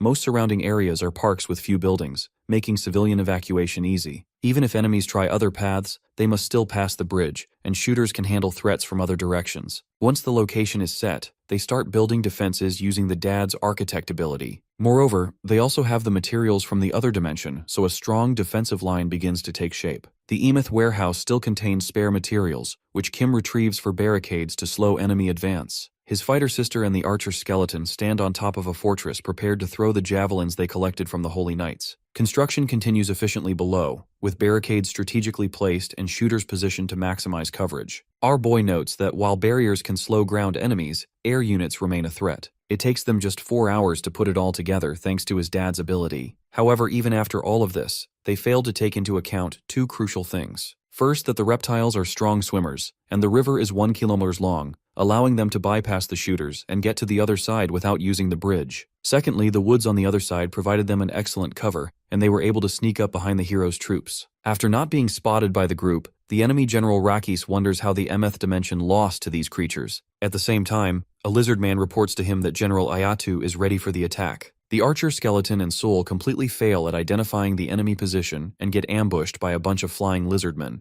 The enemies advance rapidly, shocking R with their speed. Soldiers immediately open fire with the enhanced bullets, which impact the enemy, while our boy throws the Emeth dimension materials through his portal to slow them. The enemies dodge obstacles and continue forward. General Iatu commands his troops to continue advancing since they won't be able to hit them with these materials if they get too close. The other general orders him to charge, and he obeys, charging straight at our boy. However, he gets stabbed by a spear from above thrown by our hero. This isn't enough to stop him, and the general continues to charge, filled with rage. The skeleton knight notices that both generals are at 7th rank, but the one charging at them doesn't seem to know much fighting techniques. The real danger is General Rakis standing at a distance. Keeping this in mind, he asks our boy to handle the big guy while he goes for the main general. The other guy accepts his challenge and orders the big lizard to continue charging. Seeing how the knight dove in without fear, he starts to respect him as a warrior and asks for his name. After exchanging names, the guy asks him if he is ready to put his life on the line and fight him. Lancelot asks him the same thing, but before they begin, he points at his mount and questions if he will fight sitting on that thing. The general thinks it fair since they are only testing their own strengths. Hearing this, the knight basically tells him that it's fine since he is so scared of losing his life. This rage bait works perfectly, and the general steps down from his mount. Meanwhile, the soldiers focus all their firepower on the advancing enemies. Despite their efforts, the sheer speed and numbers of the attackers keep them pressing forward. They coordinate, warning each other of the approaching threat, and take cover to tend to an injured comrade while maintaining heavy fire to slow the enemy's advance. From above, the hero's sister throws a spear at a lizard man, knocking him off the building. Before he can recover, she jumps down and eliminates him completely. She informs the soldiers that she will stop anyone trying to climb the buildings, instructing them to keep firing. More lizardmen approach, but she takes down another with a precise strike, while soldiers pick off the rest from a distance. Meanwhile, her sister tends to the injured soldier. On the ground, everyone is giving their full effort. The enemy also has some fighters attacking from the air, and the archer skeleton has to deal with all of them alone. Seeing them approaching, he realizes that he might not be able to stop them alone, and hopes the person he is waiting for arrives soon. Meanwhile, our boy is still fighting with the general. He keeps him at a distance by continuously firing those enhanced materials at him. Even the monster admits that he is powerful, but it doesn't stop the barrage of attacks from coming. The hero isn't even firing by himself since he has put the shipping on automatic. With one of the generals immobilized, he starts to worry about his skeleton knight. As he looks back, he notices General Rakis holding a holy spear. Just as he tries attacking, the skeleton knight dodges and leaps back. This makes the monster annoyed, and he questions if this is how warriors are supposed to fight. Lancelot wants to prove him wrong, but he understands just how dangerous his weapon is. It seems like he has enhanced it using the same technique from Emeth's dimension. He asks the general if the Emeth dimension crafted the sword for him. The general dismisses it, telling him that it was crafted on their own dimension, and the other dimension only enchanted it for them. My man tries to rage bait the monster again, and asks if he is using that weapon since he doesn't have the skill for a proper fight. The general doesn't take the bait this time, and at a critical moment, the skeleton knight loses his balance, and the monster launches a final attack, expecting to end the duel. The spear reaches near the knight's neck but unexpectedly stops, slips from his hand, rotates, and enters a portal. Our boy stores the holy spear as a new item in Emeth warehouse category using 238 mana stones. With the spear in his arsenal, he assures the lizard guy that he will put it to good use. Seeing all this, the general asks the knight if he is really going to fight dirty after all that warrior talk. The knight warns him not to talk about his master's plans without knowing anything. The lizard guy gets even more annoyed and starts trash-talking his master. Hearing this, Lancelot mentions that he can sense his fear since he lost his weapon.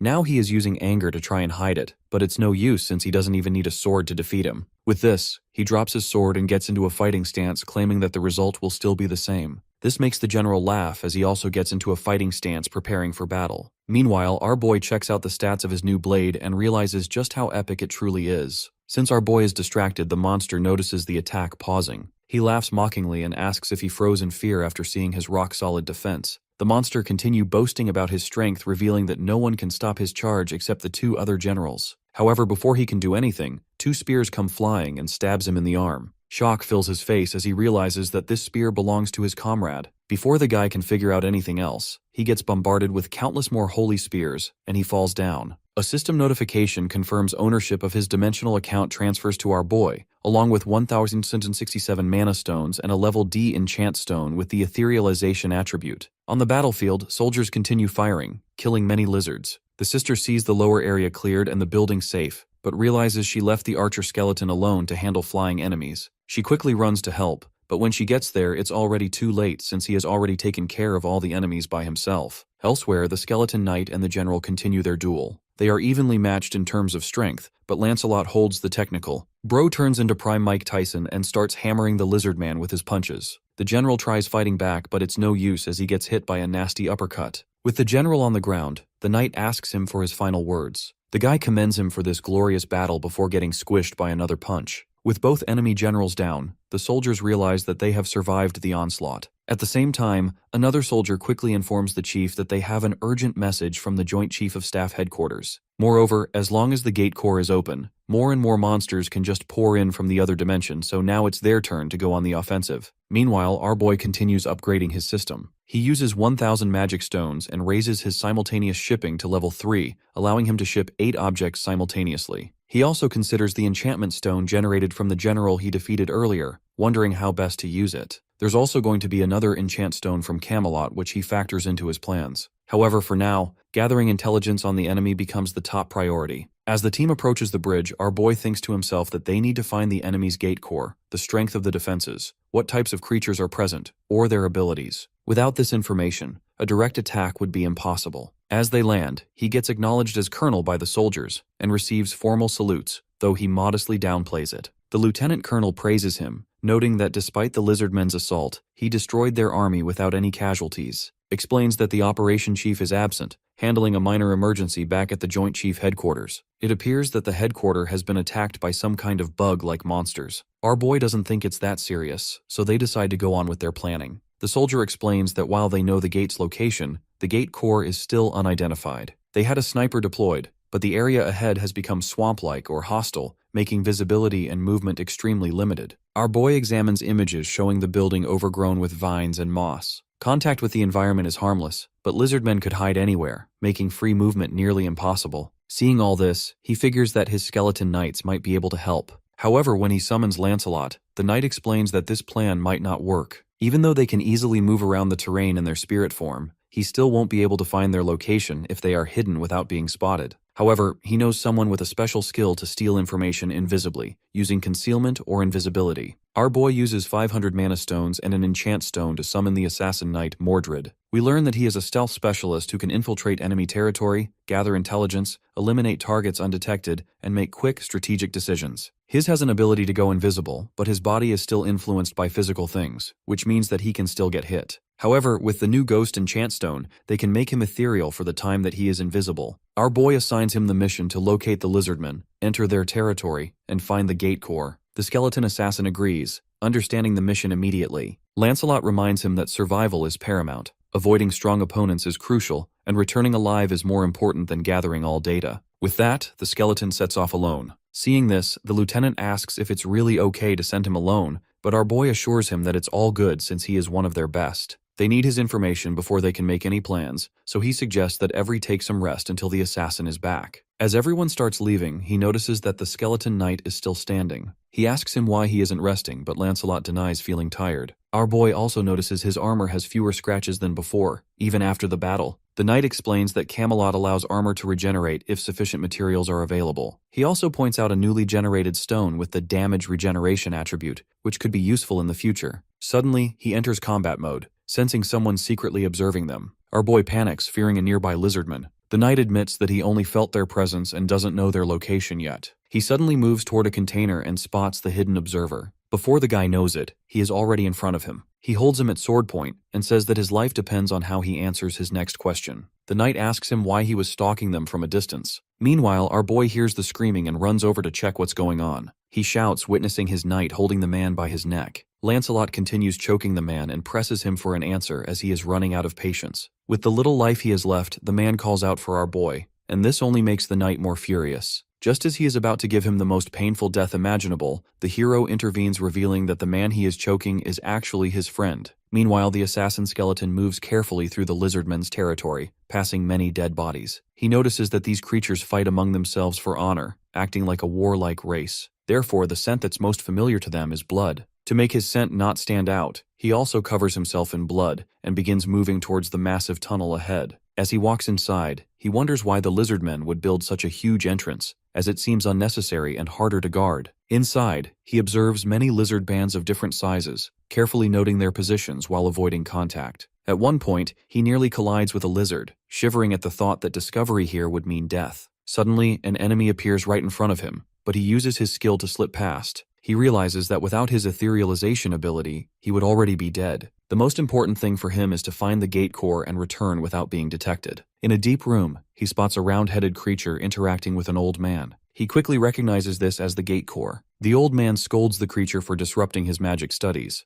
threatening to lock it up if it misbehaves. A mysterious voice from behind intervenes, belonging to the leader of the lizardmen. The voice reminds the old man of their deal that he will protect the gate core. Hearing this, the old man acts annoyed and argues that he never said he would harm the core, he was just going to trap it. The snake mentions that he might have been a mage of arcane, but that was all in the past. Right now, he is nothing. Suddenly, a massive tail wraps around him, and the voice warns him to stop his useless behavior unless he wants to get crushed. The mage quickly apologizes and the snake lets him go. Mordred observes everything, realizing that the old man must have been part of the Mage of Arcane and now protects the gate core. He can't really see the snake properly, but he knows that he is probably the leader of these monsters. All this time, Bro is casually leaning on a guard chameleon. He guesses that they probably made the tunnel so massive because of this snake guy. While he is thinking, the chameleon starts sweating as he feels someone invisible leaning against his leg. The creature suddenly attacks, jolting the assassin and nullifying his invisibility. The mage also notices him and reacts by summoning his scrolls. He uses his magic missile attack and aims it straight at the skeleton.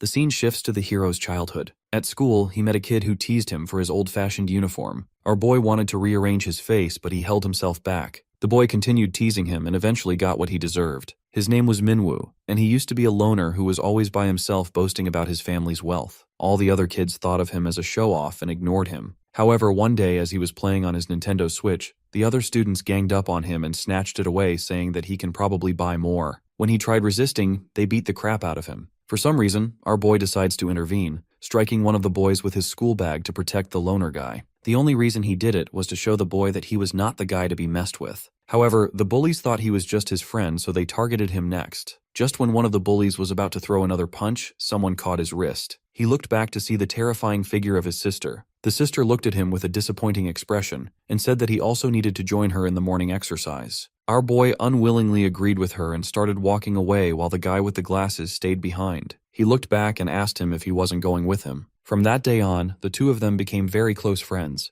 They spent their entire junior school together, and even though they eventually ended up in different schools, they still stayed in touch. In college, they were reunited, and one day, while they were casually playing games, the friend told him that he was joining a dojo after seeing him and his sister practicing. The guy continued attending the classes throughout college, and thanks to that, he has awakened as a swordsman in present time. His friend tells him not to act shocked, since he himself is the representative of the entire city. He didn't know it was him, so he was stalking to make sure, and that's when he got caught by the skeleton. The skeleton knight didn't take it very well and starts to punish himself by staying in a kneeling position. Our boy knows that he wouldn't stop even if instructed, as he accepted the consequences voluntarily. Meanwhile, the knight thinks to himself that he overstepped and isn't worthy of being a knight. When the hero asks him about his mother, the friend hesitates and admits he doesn't know if she is safe. Sometime later, in the Lizardman territory, the skeleton knight breaks into a house to rescue Minwoo's mother. He introduces himself as one of the loyal knights of Kim and assures her that he will take her to her son. During the apocalypse, the friend's mother was separated from him by a transparent barrier due to the bidding war that took place. He had volunteered in the army to reach her, but the area became restricted after their loss. Even though the entire area terraformed, they are still hopeful that his mother is still alive since terraforming is not harmful in itself. However, that doesn't mean it's completely safe, as she is still in enemy territory. This is why the skeleton knight puts it on himself to go and rescue her. Everything seems to be going well until he suddenly notices the assassin skeleton running away from a bunch of lizard men. The skeleton warns him to run away, but the knight knows it's a bit too late for that. Looking at their units, it seems unlikely that they can outrun them. Realizing that he needs to make a decision on the spot, he orders the assassin to retreat with the mom and deliver all critical information to the hero while he stays behind to hold off the enemy. He also instructs him to tell our boy that the enchant stone will be best used on Percival. The assassin skeleton wants to say something, but Lancelot cuts him off, saying there's no time. He understands and runs off quickly, leaving Lancelot behind. The knight grips his sword tightly and charges into battle without any fear, as he wants to prove himself to his master. Sometime later, the assassin skeleton returns to his master, carrying the Minwu's mother safely on his back. He reports that the mission is complete. Seeing his mother unharmed, the friend bursts into tears of relief. As our boy wonders why the knight hasn't returned yet, he gets system notification informing him that his spirit has been vanquished. Later, the protagonist stands silently beside the assassin listening to his story. He learns that Lancelot sacrificed himself to protect his friend's mother and ensure that he could deliver his message. He didn't die in the normal sense, as his spirit can be revived using the enchant and magic stones, though it won't be easy. Our boy wonders if he pushed Lancelot too hard, forcing him into unnecessary danger. Maybe he should have stopped him instead of letting him go alone. The assassin skeleton then shares the knight's final message that the enchant stone should be used for Percival. Hearing this, our boy remembers their past and thinks deeply about where the stone should truly go. This makes him realize that even in his last moments, the knight thought of others instead of himself. Covering his face in grief, he praises Mordred for his bravery and tells him to recount everything in detail so that the knight's sacrifice will not be wasted. Meanwhile, back in the cave, the knight's broken helmet is in the mage's possession. He analyzes the helmet and suspects the presence of a sorcerer or lich behind this. The snake commends him for catching a 7th rank opponent, saying it will weaken the enemy forces significantly. The mage calmly raises his hand and replies that in moments like this, it's not about saying good job, it's about saying thank you. He argues that catching the intruder was the job of his soldiers. The snake agrees but still doesn't say thanks. The wizard, clearly annoyed, says it's useless and questions what he plans to do with the enchantment stone. The snake calmly replies that he has no plans for it right now. He mentions that he would have given it to the 2 generals, but since they're gone, that's no longer an option. The mage interrupts with a sly grin, suggesting an obvious alternative himself. He offers to take the stone and in return promises to make him the ultimate scroll. He explains that scrolls are one-time items that let non-mages use magic and that their cost varies depending on the type, with the best ones being worth more than 3rd-class enhancement stones. The snake, however, doubts his skill, saying that his scrolls are poor quality because he traps living beings inside them. He argues that trading for armor or weapons would be more effective. The mage grows irritated, calling him a fool for not understanding his brilliant work and labeling him a savage. The snake calmly remarks that if refusing to follow his ways makes one a savage, then even arcane mages who reject his methods must be savages too. Enraged, the mage shouts, but the snake ends the argument, saying he'll use the enchant stone to strike a deal with the Emeth dimension and warns him to use only the prisoners they provide for his scrolls. The mage insists it's unwise, but before he can continue, a noise comes from a hole in the rock. A massive skeleton knight emerges from the hole and introduces himself as Percival. The mage quickly recognizes him as a friend of the one they killed and assumes he's here for revenge. With a grin, he decides to test him and casts a powerful 2-cycle fireball scroll. The spell explodes with a deafening roar, but when the flames clear, the massive knight still stands without a scratch. Realizing his opponent is strong, the mage prepares another spell only to find that nothing happens. Confused, he looks at the portal that just opened and realizes, to his horror, that all his scrolls have been stolen. At that same moment, a system message appears, showing that the hero has successfully stored all the magic scrolls, using up 3,914 magic stones. Adjusting his headphones, our boy says it's a good result and tells his knights to handle the rest. Percival's radio lights up, and he asks if Mordred heard the message. The mage, panicking, shouts, demanding to know who stole his scrolls. But before he can react, the assassin suddenly appears and swiftly cuts off his head, remarking that he is the one who just killed him. Earlier, the hero had asked him if the enemy actually had a mage. Mordred confirmed it, saying he had seen and heard everything.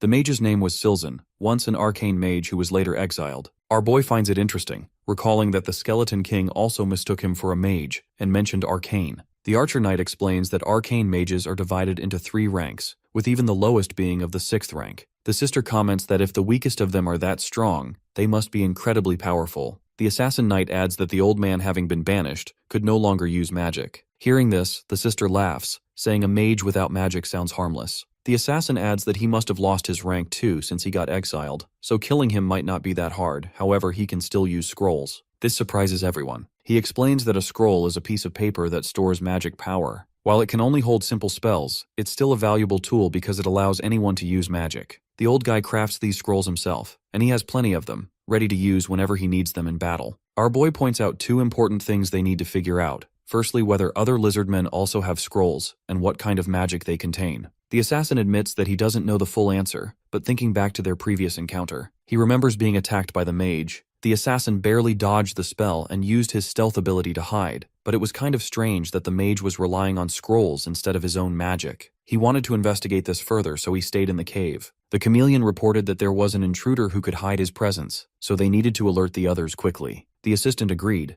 but before they could act, the assassin took the chance to attack. He silently killed the assistant and then revealed himself. Knowing he needed information for a strategic advantage, he swiftly struck again, decapitating the chameleon too. Meanwhile, the mage grew frustrated, calling his subordinates foolish lizards for failing to catch a single intruder. He complained that he had to do everything himself and that making scrolls was no easy task. The assassin, recalling all this, notes that the mage had even chased him outside the cave, which helped them learn more about both the mage and the lizardman's strength. Still, their pursuit came at a cost, and Lancelot lost his life in the process. Our boy reassures him, telling him that the information he risked his life to gather was crucial. Without it, they wouldn't have learned about the mage's existence. For now, he suggests they think about how to destroy the gate core. The archer points out that since the enemies rarely use scrolls, they must be difficult to create. That's probably why the old man didn't share them with the other lizardmen. The lieutenant adds that the fact the snake and the old man were both inside the cave guarding the gate's core suggests their main duty was its protection. However, it's strange that the old man left the cave to chase intruders. He believes there are only two explanations.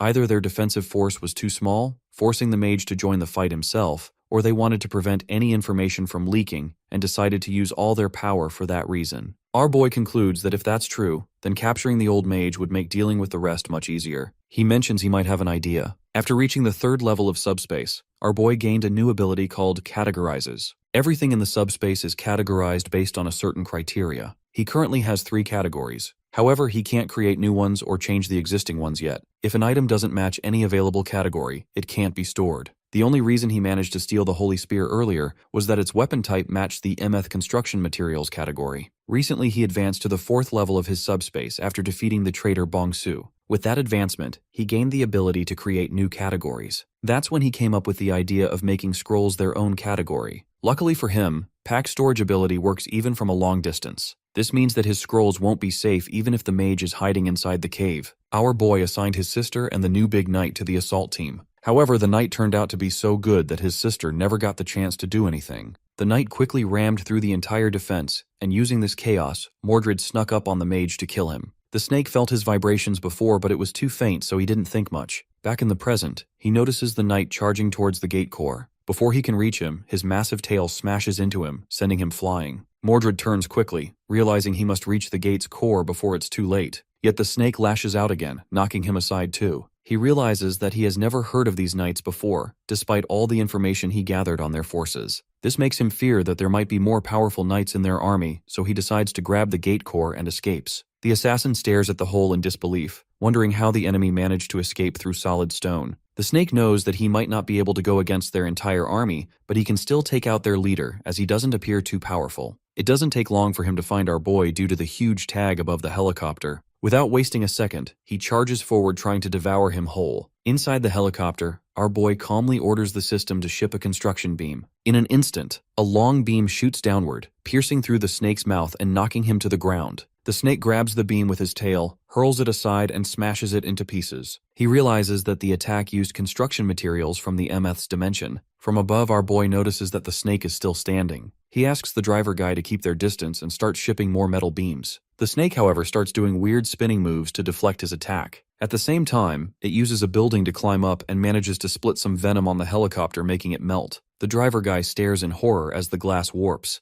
but before the poison can destroy the aircraft completely, our boy commands the system to recall it. Instantly, the helicopter vanishes into a glowing portal, and a moment later reappears from another one, restored and free from any damage. The snake looks on, baffled by this strange ability. The hero realizes it doesn't matter if the helicopter is hit again, as he can always summon a new one from his subspace. The real problem, however, is that the metal beam attacks are proving useless against the massive snake. As he watches tensely, he wonders if they should try using a special weapon just once. Moments later, a spear crackling with lightning streaks across the sky and impales the snake through the chest. The beast freezes in shock, recognizing it as Rakis's spear. Before he can react, a second spear follows, piercing another part of his body. His eyes widen in disbelief, and he wonders how can his enemy possess two holy spears. Our boy then casts two circle ice magic, and a massive spear of frost shoots forward, slamming into the snake and freezing parts of his scales. The monster roars in pain, realizing that the attacks are being launched using stored scrolls. He screams that these attacks won't do anything, but our boy can see that the spear still managed to freeze him for a bit. As the snake tries attacking again, he uses product recall to go back inside the portal, along with the rest of his team.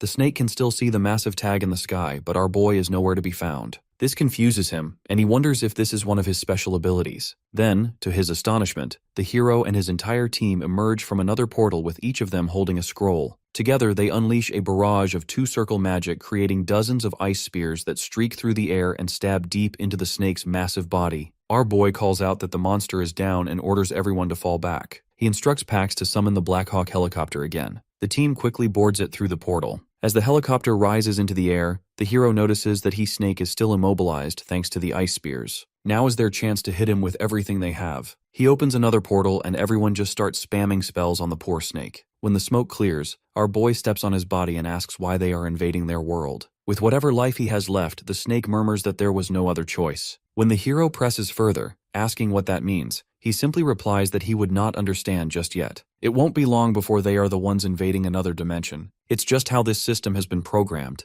With this, the snake finally dies, and a system notification appears, stating that his dimensional account has been transferred, with a balance of 6,911 units. Our boy already has an account, so the amount is added automatically. The total count of magic stones now reaches 17,668. With the monster dead, he wonders what the enemy meant about not having any choice but to invade. The assassin explains that although the main enemy is dead, the gate core remains intact. He recalls seeing the snake swallow it earlier, likely for protection. Realizing this, the hero guesses that the core must now be inside his body. Mordred reassures him not to worry, saying their dimension is skilled at cutting open such corpses. He rushes into the snake's mouth along with the other knights. It doesn't take long for them to find the gate core, and our boy receives another 33,638 mana stones. At the same time, he notices that the terraformed landscape is vanishing. The assassin informs him that when searching for the core, he found these enchantment stones. Our boy uses those stones to appoint Lancelot back into his army. Standing under the sunlight, the skeleton knight looks back at our boy. He tells him that this victory is all thanks to him,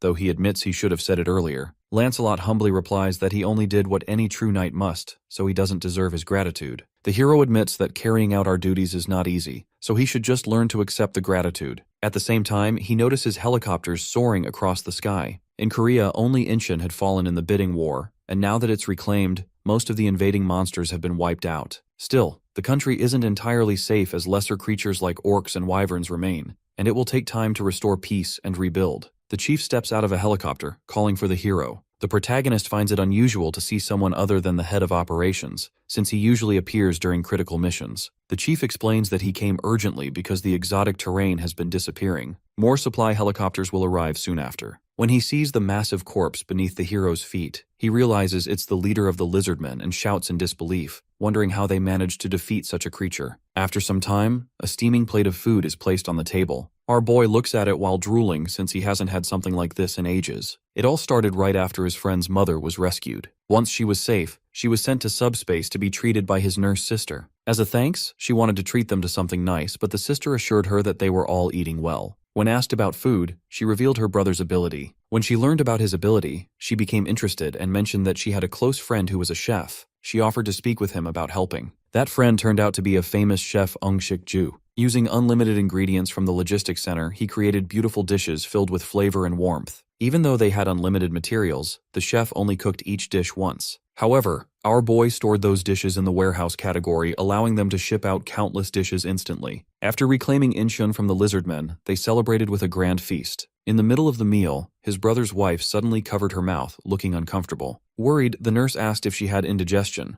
but the girl assured her that she was fine, though she seemed tense. After analyzing her symptoms, the sister told her that they seemed like the early signs of pregnancy. After the meal, her husband stood and announced that they had already done the tests and confirmed that she was indeed pregnant. The group erupted in joy. The driver guy cheered at the news, joking that our boy was going to be an uncle. The hero smiled awkwardly, but was clearly happy, feeling as if he had suddenly stepped into adulthood. However, good news never lasts long in their world. In the midst of the cheerful chatter, the colonel quietly leaned toward the hero and whispered that an urgent radio message had arrived from the operational headquarters. It was from the chief himself, and that he needed to respond immediately. Our boy talks to the chief on phone and gets immediately notified that the terraforming process is still going on. The chief explains that they have already shared updates about the situation with China and Japan through the remaining communication channels. Both countries are experiencing large-scale terraforming, and now its effects are starting to spread beyond their borders. Each nation faces different problems. China is suffering from toxic gases leaking from the Beijing Gate, while Japan is dealing with poisonous water flowing out of the Fukuoka Gate. When he asks which poses the greatest danger, the chief says that although both are serious, the toxic gases in Beijing are far more threatening. He also warns that even though the poisonous air hasn't spread yet,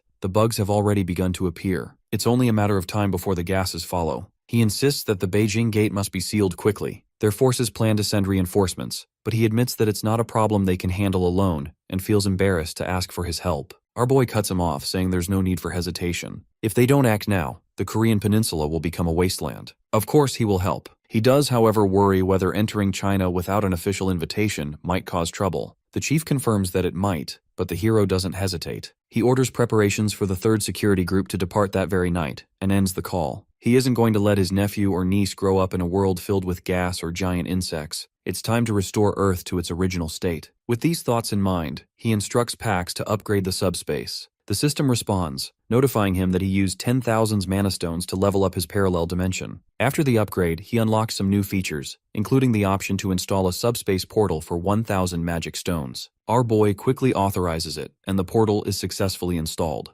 These installed portals are different from his usual summoned portals. Once installed, they cannot be moved and have no physical strength to block attacks. However, anyone with permission can enter them to access the subspace, making them a powerful tool for defense and quick transport. His friend jokes that it sounds almost like cheating and asks if he is leaving for China. Our boy explains that he is planning to close the gate in China first and then head to Japan. His friend smiles and tells him he's becoming a world-class hero and offers his help anytime, explaining that although he hasn't shown much yet, he has awakened as a swordsman. Before parting, he thanks the hero for everything and asks him to stay safe. Kim nods, raises his hand in farewell, and reminds his friend to take care as well before setting off on his new mission. Sometime later, at Incheon International Airport, the captain of the third security group calls out to a guy named James, who is working under a plane. He mentions that the team that was supposed to go to China has already arrived. The man crawls out from under the plane and tells him that he isn't done yet. The captain welcomes our boy at the airport and mentions that they've been preparing an aircraft for them for their trip to China. He shows them the C-130J aircraft that looks like it's come straight out of a spy movie. The plane is still undergoing modifications, since they might have to face monsters along the way. He assures them that it'll be done soon and they will be ready for takeoff in no time. Hearing this, our boy mentions that the engineers might be working on the bottom since he saw some lights down there. The captain corrects him, saying that they only have one engineer working on the entire plane. His name is James, the same guy we saw earlier. Just as they talk about him, the man finishes his modifications and walks over to them looking all jacked. Since he can only speak English, he has to hold a special mana stone to act as the interpreter as he explains all the modifications he did on the plane. The guy explains that he only modified the belly of the aircraft since that's the only part which can realistically get attacked. He used to be a formed aircraft engineer before the apocalypse, so he awakened as a mechanic. Even though he was already good at his job, our boy wasn't expecting him to be this good. After checking the modified parts and doing some inspections on the aircraft, they decide to distribute some food and other supplies to the team at the airport. Our boy also hands over food to the engineer guy, and that's when he learns that he is not like others. Despite living in an apocalyptic world, he refuses the food, saying that he is full. It's not like he is happy or upset, he just doesn't care about it. Hearing this, our boy orders the system to ship the food back. The engineer guy is a bit surprised by the AI robots and looks in awe.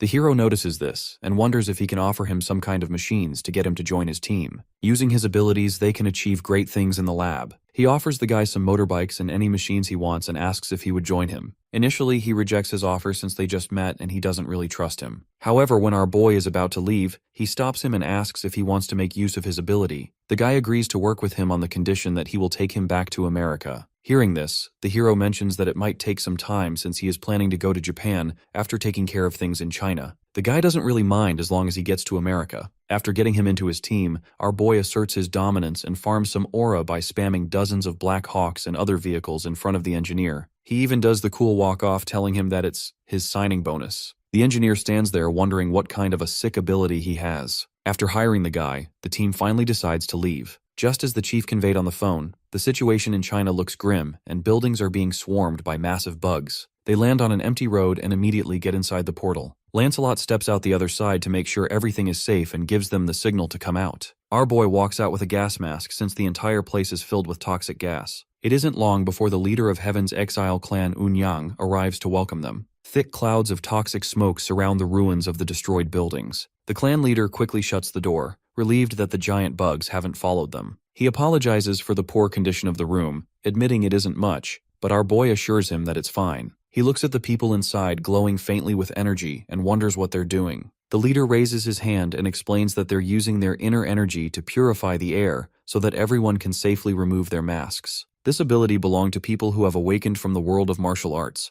Across China, ancient martial arts schools have preserved their traditions for generations. When monsters appeared, some of their members awakened special powers that were slightly different from those of ordinary awakened people. While others gained abilities like subspace or healing, martial artists awakened an inner energy that they could freely control with their will. These powers made them extremely powerful, so the Chinese government quickly gathered them to fight the monsters. Their leader is Unyang, who is also known as Mistblade. The guy reminds everyone that not all awakened martial artists are like them, but they were summoned by the government to defend the country. However, the ongoing competition between regions makes things more complicated. In Beijing alone, 2 bidding competitions took place and their enemy came from a dimension called Beelzebul. Our boy notes that Beijing's population is twice that of Seoul, so it's understandable that it has multiple competitions. The guy admits that they don't have enough information about their enemies. The main problem is the poisonous gas released by the monsters. It's deadly. Ordinary soldiers and awakened people who can't use inner energy die instantly upon contact. Those with martial arts powers can neutralize the poison, but doing so drains so much energy that they can't fight properly. Since they couldn't win the bidding war, the gates opened, allowing more bugs to come in. Since the detoxification takes inner energy, they are at a disadvantage in a longer war. Moreover, it requires fresh air, so they are running out of time with the gas spreading more and more. Hearing this, our boy smiles and confidently walks into his subspace. He has fresh air cans stored in the facility, so he plans to extract air from them using the lab and register it as a product. Doing so allows him to ship out fresh air from the subspace continuously. The building immediately fills with new fresh air, and the people inside finally breathe in some life. The leader stares at the portal in disbelief and wonders what is going on. When he called the Korean army for help, he didn't have much hope. People without any inner energy couldn't even walk around in the gas, so he was expecting them to refuse. However, the chief confidently told him that their colonel was coming. Initially, he thought of them as fools, but seeing all this with his own eyes, he realizes that he was the fool all along. He quickly apologizes to our boy for causing trouble to them and assures him that they won't let the gas reach their country. Our boy awkwardly tells him not to apologize since it isn't his fault. The leader mentions that they might need a few days to rest and recover their energy, and the hero agrees. The next moment, he ships out some tasty dishes for all of them and they have a feast. After eating, they all gather to discuss their strategy. The leader explains that there are different kinds of bugs and they even have different ranks. Most are 8th and 9th ranked, but some may even be at rank 7. The best way to identify the 7th ranks is to look for bugs that seem rare, since normal-looking bugs are mostly not that strong. After that, he starts discussing the location of the gate core. While everyone is listening, the skeleton knight notices something out the window. He informs everyone that a weird-looking monster is outside. Turns out it's a giant centipede, and looking at it, it's probably at the 7th rank. Our boy can't help but focus on its long, creepy legs. They already looked disgusting when the creature was smaller, but now that it's grown so large, they look even more horrifying. He wonders how something that big can move so fast and guesses that it might even be a 6th rank. The sect leader corrects him, explaining that the centipede is actually 8th rank. Our boy is surprised that such a huge creature ranks so low. The leader then adds that despite its terrifying appearance, it isn't very strong. Among insect-type monsters, centipedes are actually among the weakest species. They just look powerful because of their size and appearance. Just then, Soul walks in, saying that since the centipede is only level 8, it's the perfect target for her. She's been bored for too long and wants some action. She declares that no one else is allowed to touch it and that she'll handle it herself. Her brother tries to interfere, but she isn't planning on staying behind this time. Our boy watches as his sister opens the window and jumps out of the building. He calls after her, cheering her on and telling her to show the centipede her true strength. The sect leader, however, looks worried. The hero assures him that there's no need to be worried as the girl is his real sister, and he knows exactly how strong she can be. But the sect leader reminds him that the air outside is filled with toxic gas and asks if they've prepared for that. That's when he suddenly realizes that she went out without even taking a mask. Outside, she charges her fist with crackling electricity, grinning with excitement as she launches a fierce punch straight at the centipede. The sect leader watches with concern, thinking that no matter how strong she is, the toxic gas will weaken her and make fighting difficult. He also knows that the centipede's outer shell is extremely tough, and he doubts her attack will do much damage. Thinking this, he quickly decides to go help and tells his student, Long Quan, to prepare. Their plan is for him to face the centipede directly while she rescues and heals the sister if she gets injured. Before they can move, a thunderous explosion shakes the entire building. Everyone rushes to the window, alarmed. When the sect leader looks outside, he's stunned to see that in just one blow, the girl has completely crushed the centipede's head and killed it on the spot. She stands there laughing, clearly pleased with herself, admiring the power of her punch. The sect leader is amazed. Even he needs to channel a large amount of internal energy just to crack the centipede's shell, so how did she manage to break through it without using any? The student points out that her stance resembles the righteous fist technique, but our boy is confused since to him, it just looked like a normal punch. That's when the sect leader wonders if she possesses divine anatomy, an incredibly strong physique built for martial arts. But before anyone can celebrate, she suddenly coughs up blood and collapses. The sect leader immediately orders her student to treat her at once. Later, the group regathers to resume their planning. The sudden centipede attack had thrown off their previous strategy, but they quickly get back on track. The sect leader explains that they must push forward no matter what. They discuss the challenges ahead. The toxic air slows their movements, and the overwhelming number of insects makes it impossible for them to fight the bugs alone. Moreover, it's hard to figure out which insects are rank 7 and which are rank 8, and they must close the gate within 3 days. Their plan is simple but risky. Avoid unnecessary fights and head straight for the gate's core. They already know where it is, but as they move closer, the insects grow more violent.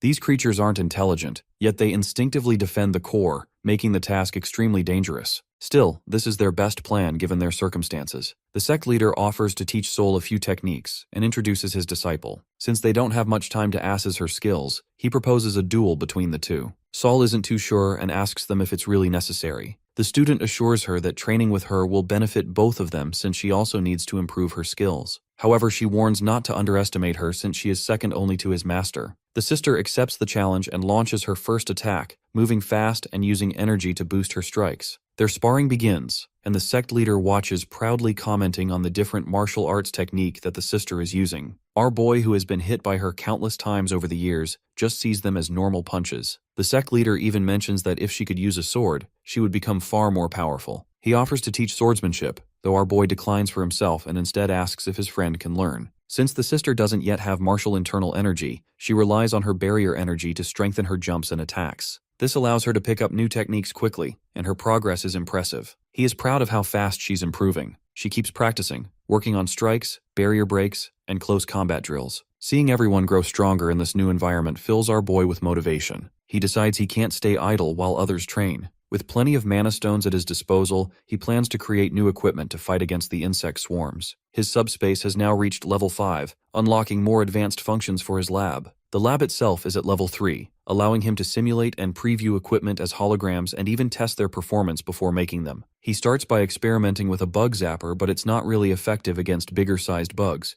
and increasing its size isn't really economical. While he is busy trying to think of a way to get rid of the bugs, his sister-in-law walks in and claims that she can do it. He isn't really sure about that, but quickly remembers that she also awakened as an alchemist, which gave their family plenty of drinking water. The sister-in-law reveals that she has been using the lab a lot while he was gone, and asks him what kind of bug spray he needs. After glancing at the giant centipede corpse behind him, he asks her to make the most powerful spray that can wipe out any bug.